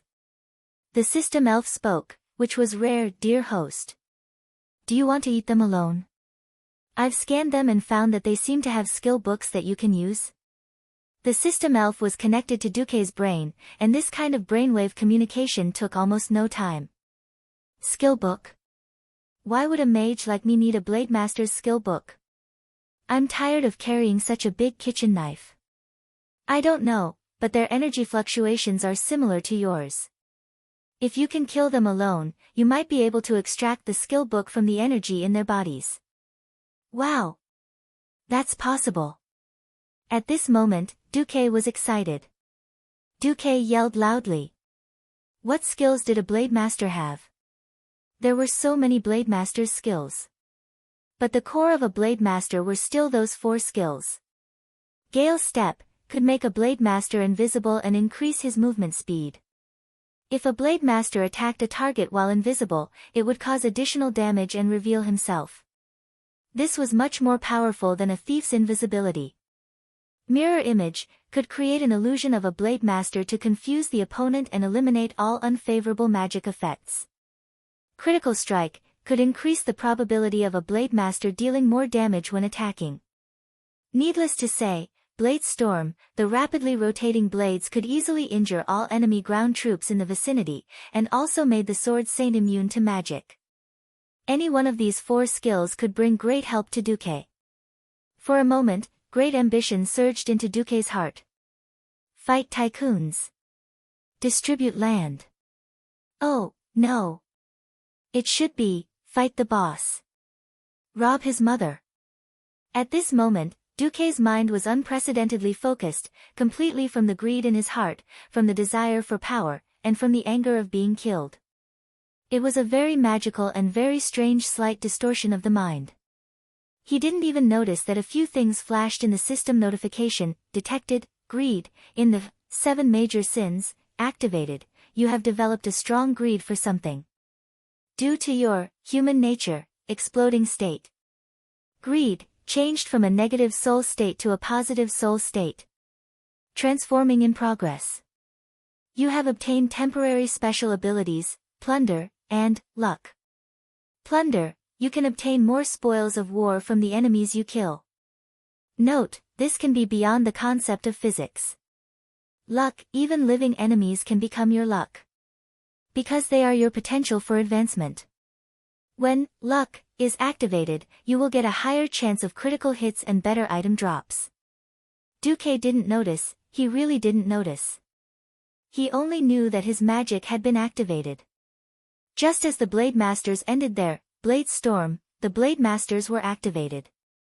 A large amount of water elemental energy rushed into Duke's ice barrier, and with the help of Rapid Avalanche, the place where the Sword Saints were standing was turned into a giant ice ball that was held up by dozens of ice pillars. A translucent ice film sealed off all entrances and exits. Inside, the temperature was dropping rapidly. At the same time, a huge clockwise snowstorm swept up everything inside. The Sword Saints were so depressed that they vomited blood. Of all times, the enemy had unleashed it. That unreasonable ice tornado did not seem like something a sky wizard could do. It was a morning star, no, a radiant moon. They weren't strong in terms of freezing air. The problem was that Duque had placed a large number of palm-sized round ice flakes in the barrier. In terms of freezing air, it was not considered strong, but the problem was that Duque had placed a large number of palm-sized round ice shards inside the barrier, and under the sweeping of the ice storm, these ice shards all became the most lethal blades, crazily cutting their bodies. Under normal circumstances, the Blade Masters could have used all sorts of methods to avoid the attack before the spell was formed. However, Duque just had to wait for them to finish casting their ultimate spells. If it were any other enemy, they could have used Gale Steps to escape. But where could they run to now? Because they were weak, they were sucked into the ice storm and lost control of their own bodies. A Sword Saint was definitely an elite among the Beast Men. Compared to other Beast Men, a Sword Saint's attack power, speed, and agility were all maximized. Chopping down trees and boulders would only require one slash. In comparison, their defense and vitality were at the level of an ordinary human. After casting their ultimate spells, the Blade Master was even weaker than an ordinary human. The ice blades continuously created wounds on their bodies. Very soon, the first Blade Master lost his life. The second, the third, the leading Blade Master's eyes were bloodshot, and he let out a ferocious roar. Loktarogar. Even though he was weak, even though his arms were sore and limp, even though every time he swung his blade, he still attacked. Relying on his physique that was stronger than the other Sword Saints, he suddenly stepped on a piece of ice that was already floating in the air. Using the seemingly insignificant reaction force, he shot out of the ice shield's range like a falling meteor. You. Only you, must die. There were countless bloodstains on the Blade Master's face. The wounds caused by the sharp ice blades were already covered with frost. Before he broke through the barrier, the ice blades cut his face again and again. The wounds on his chest were already disorderly, like a piece of rotten meat that was about to be chopped up. There was only a small section of the red flag left on his back. Only the long blade was still astonishingly bright. Only the remaining blood red eye was surging with endless fighting spirit. Duque raised his head and calmly stared at the Blade Master who risked his life to launch a fatal attack on him. Duque suddenly admired him. Not everyone had the courage to enter the enemy's rear and kill the enemy's leader. Not everyone had the courage to launch a suicidal charge against the enemy when there was still a chance to escape. If he had chosen to escape, perhaps Duque might not have been able to catch him. But after seeing his brother die in battle, he chose to die together with Duque. He was a hero. Unfortunately, the enemy's hero was my enemy's enemy. Flames were not fatal to the Fireblade clan. Duque's ice circuit had been used up in the huge ice storm, so the only thing left was arcane spells. No longer caring about hiding, the 108 hands of magic formed a huge cloister. One end was the Blade Master leader, and the other end was Duque. If he wanted to kill his way to Duque, he had to use the arcane blast from these hands of magic. The dense barrage completely exceeded the limits of what the Blade Master leader could withstand. In less than a tenth of a second, the Blade Master leader was turned into a sieve and fell heavily.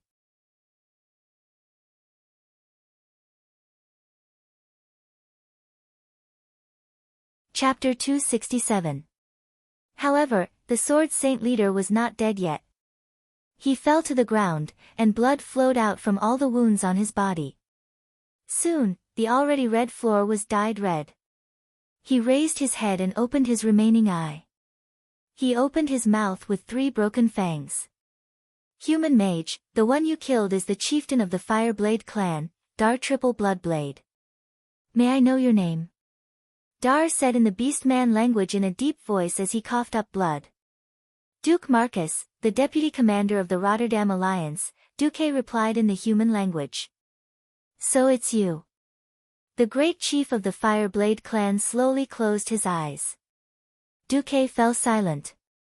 A few seconds later, the kings, Windsor, and Gavin Rad, who had come back to their senses, let out angry roars with complicated meanings. Oh, was this the joy of surviving a disaster? Was this a roar praising a hero? Or could it be both? No one knew. Anyway, when the guards on the mountainside nervously rushed over with their swords in hand, and the 2 Kirin Tor counselors rushed over with their lives on the line, what they saw was a bloody and unexpected scene. In the sky, the remains of the Beastman Sword Saint that had already been cut into pieces fell to the ground. On the ground, the bodies of the king's guards and attendants lay everywhere. Miraculously, not a single truly important person died in this assassination. Perhaps the kings were like Eden, paralyzed and trembling amidst the bloodstains. Perhaps trembling like Turinas and finding a chair to sit in. Or perhaps they were like Xion and Salas, leaning on their swords and gasping for breath. The guards were in a mess, not knowing what to do. Calm down. The assassins have all been killed by me. The leader was the chieftain of the Fireblade clan, Dar Triple Bloodblade. It was all right now. Don't panic. All the guards formed a defensive formation to protect their king. I'm not sure if there are any assassins left. Pausing for a moment, Duque sat down dejectedly. Krasis, I'll leave this place to you. Inform Lothar that the army will be under his command. Kel Thuzad, I'll have to trouble you to go back and oversee the mages. After arranging everything, Windsor hurried over to support the limp Duque. Master, are you all right? I'm fine. I'm just a little exhausted. Those sword saints are not easy to deal with. Are you hurt? Gavin Rad's face was burning. Just now, he couldn't do anything. Under divine protection, he could not use any weapons. He might be able to use the holy light to heal the kings, but the problem was that if the kings were killed instantly, his holy light would be useless. No. It's just that my magic circuits are a bit messed up. I'll be fine after some rest. Duque looked weak on the outside, but he was so happy that he wanted to jump up and shout, "Yours truly is rich. Yours truly is rich. Yours truly is rich." There was no reason for it. It was because of the few paragraphs in the system prompt. Congratulations, host. You have extracted a mysterious power from the souls of the sword saints of the Fireblade clan. You have obtained the secret of mirror image. You can now use the advanced version of mirror image, true mirror image. Your temporary special abilities, plunder, and luck, have come into play. You have extracted the true essence of Blade Storm from the soul of Dar Triple Blood Blade. Your Ice Shield and Rapid Avalanche have combined into a new combination skill, Blade Storm. Blade Storm, this is the magical version of the Blade Storm. You can condense the cold aura into countless sharp and frightening blades, slowing down and cutting all enemies within the range of the storm into pieces. The power will increase as your ice circuit is strengthened. However, this is a very extreme magic. As a price, your fully activated ice circuit will be overloaded for a short period of time. You will not be able to use any ice magic for the next 3 days. What is this? This is clearly a killer weapon. Whoosh! I hate that I don't have a high-level ice circuit.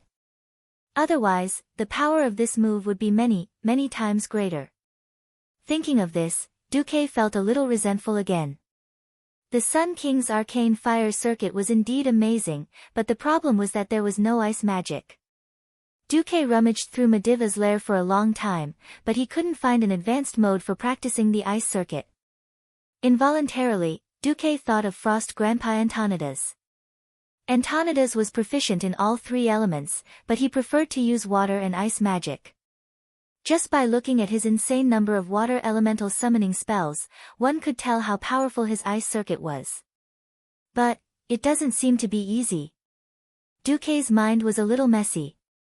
When he came back to his senses, the entire South Shore, no, the entire Hillsbrad Hills were boiling.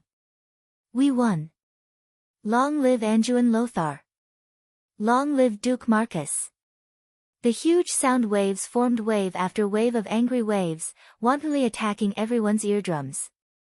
From the northernmost refugee camp, to the gathering place of the reserve troops, to the vicinity of the headquarters, to the 2 hills that had just experienced a bloody battle, to the beach, and even to the battleship that was on the sea, everyone raised their fists or weapons high in the air. Long spears were like a forest, and swords were like the sea. Thousands of wills converged into one sentence, long live the Alliance. Whose tears were flying? Who was venting their sorrow?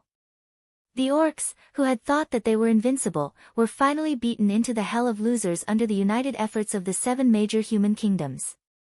Their corpses were thousands of miles away. Those ugly and ferocious faces were stiff because they had lost their lives. Those huge and frightening bodies covered the entire ground of South Shore, the entire beach, and half of the sea. The terrifying legend of the orcs' invincibility was shattered today, right here and now. Long live! The cheers of thousands of soldiers and civilians were like a tsunami, soaring into the sky. Long live!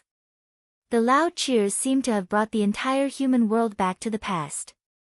Under the banner of Thoradin the Great, everyone was united, and they were invincible. The 4 human kings walked over, and this time, they did not shake hands, but hugged. If not for Duque, they would have all died under the blades of the Fireblade clan, and their noble lives would have become the new legend of the Fireblade clan. Unfortunately, it was because there was no if that the alliance could continue. Old Terenas patted Duque's back and whispered, I owe you one. If Stormwind is unable to restore your kingdom, come to me. I can lend you 100,000 soldiers. Wherever you conquer, that will be your territory. Thank you, Your Majesty Menethil. If that day really comes, I will ask you for this favor. You're tuning in to the Blissful Bookshelf YouTube channel. We're so grateful for your support, and don't forget to subscribe to join us on this incredible journey through captivating stories. Your generosity through donations truly makes a world of difference, as it's the primary source of revenue that allows me to expand and enhance this channel for you. Thank you from the bottom of my heart for being a part of this adventure.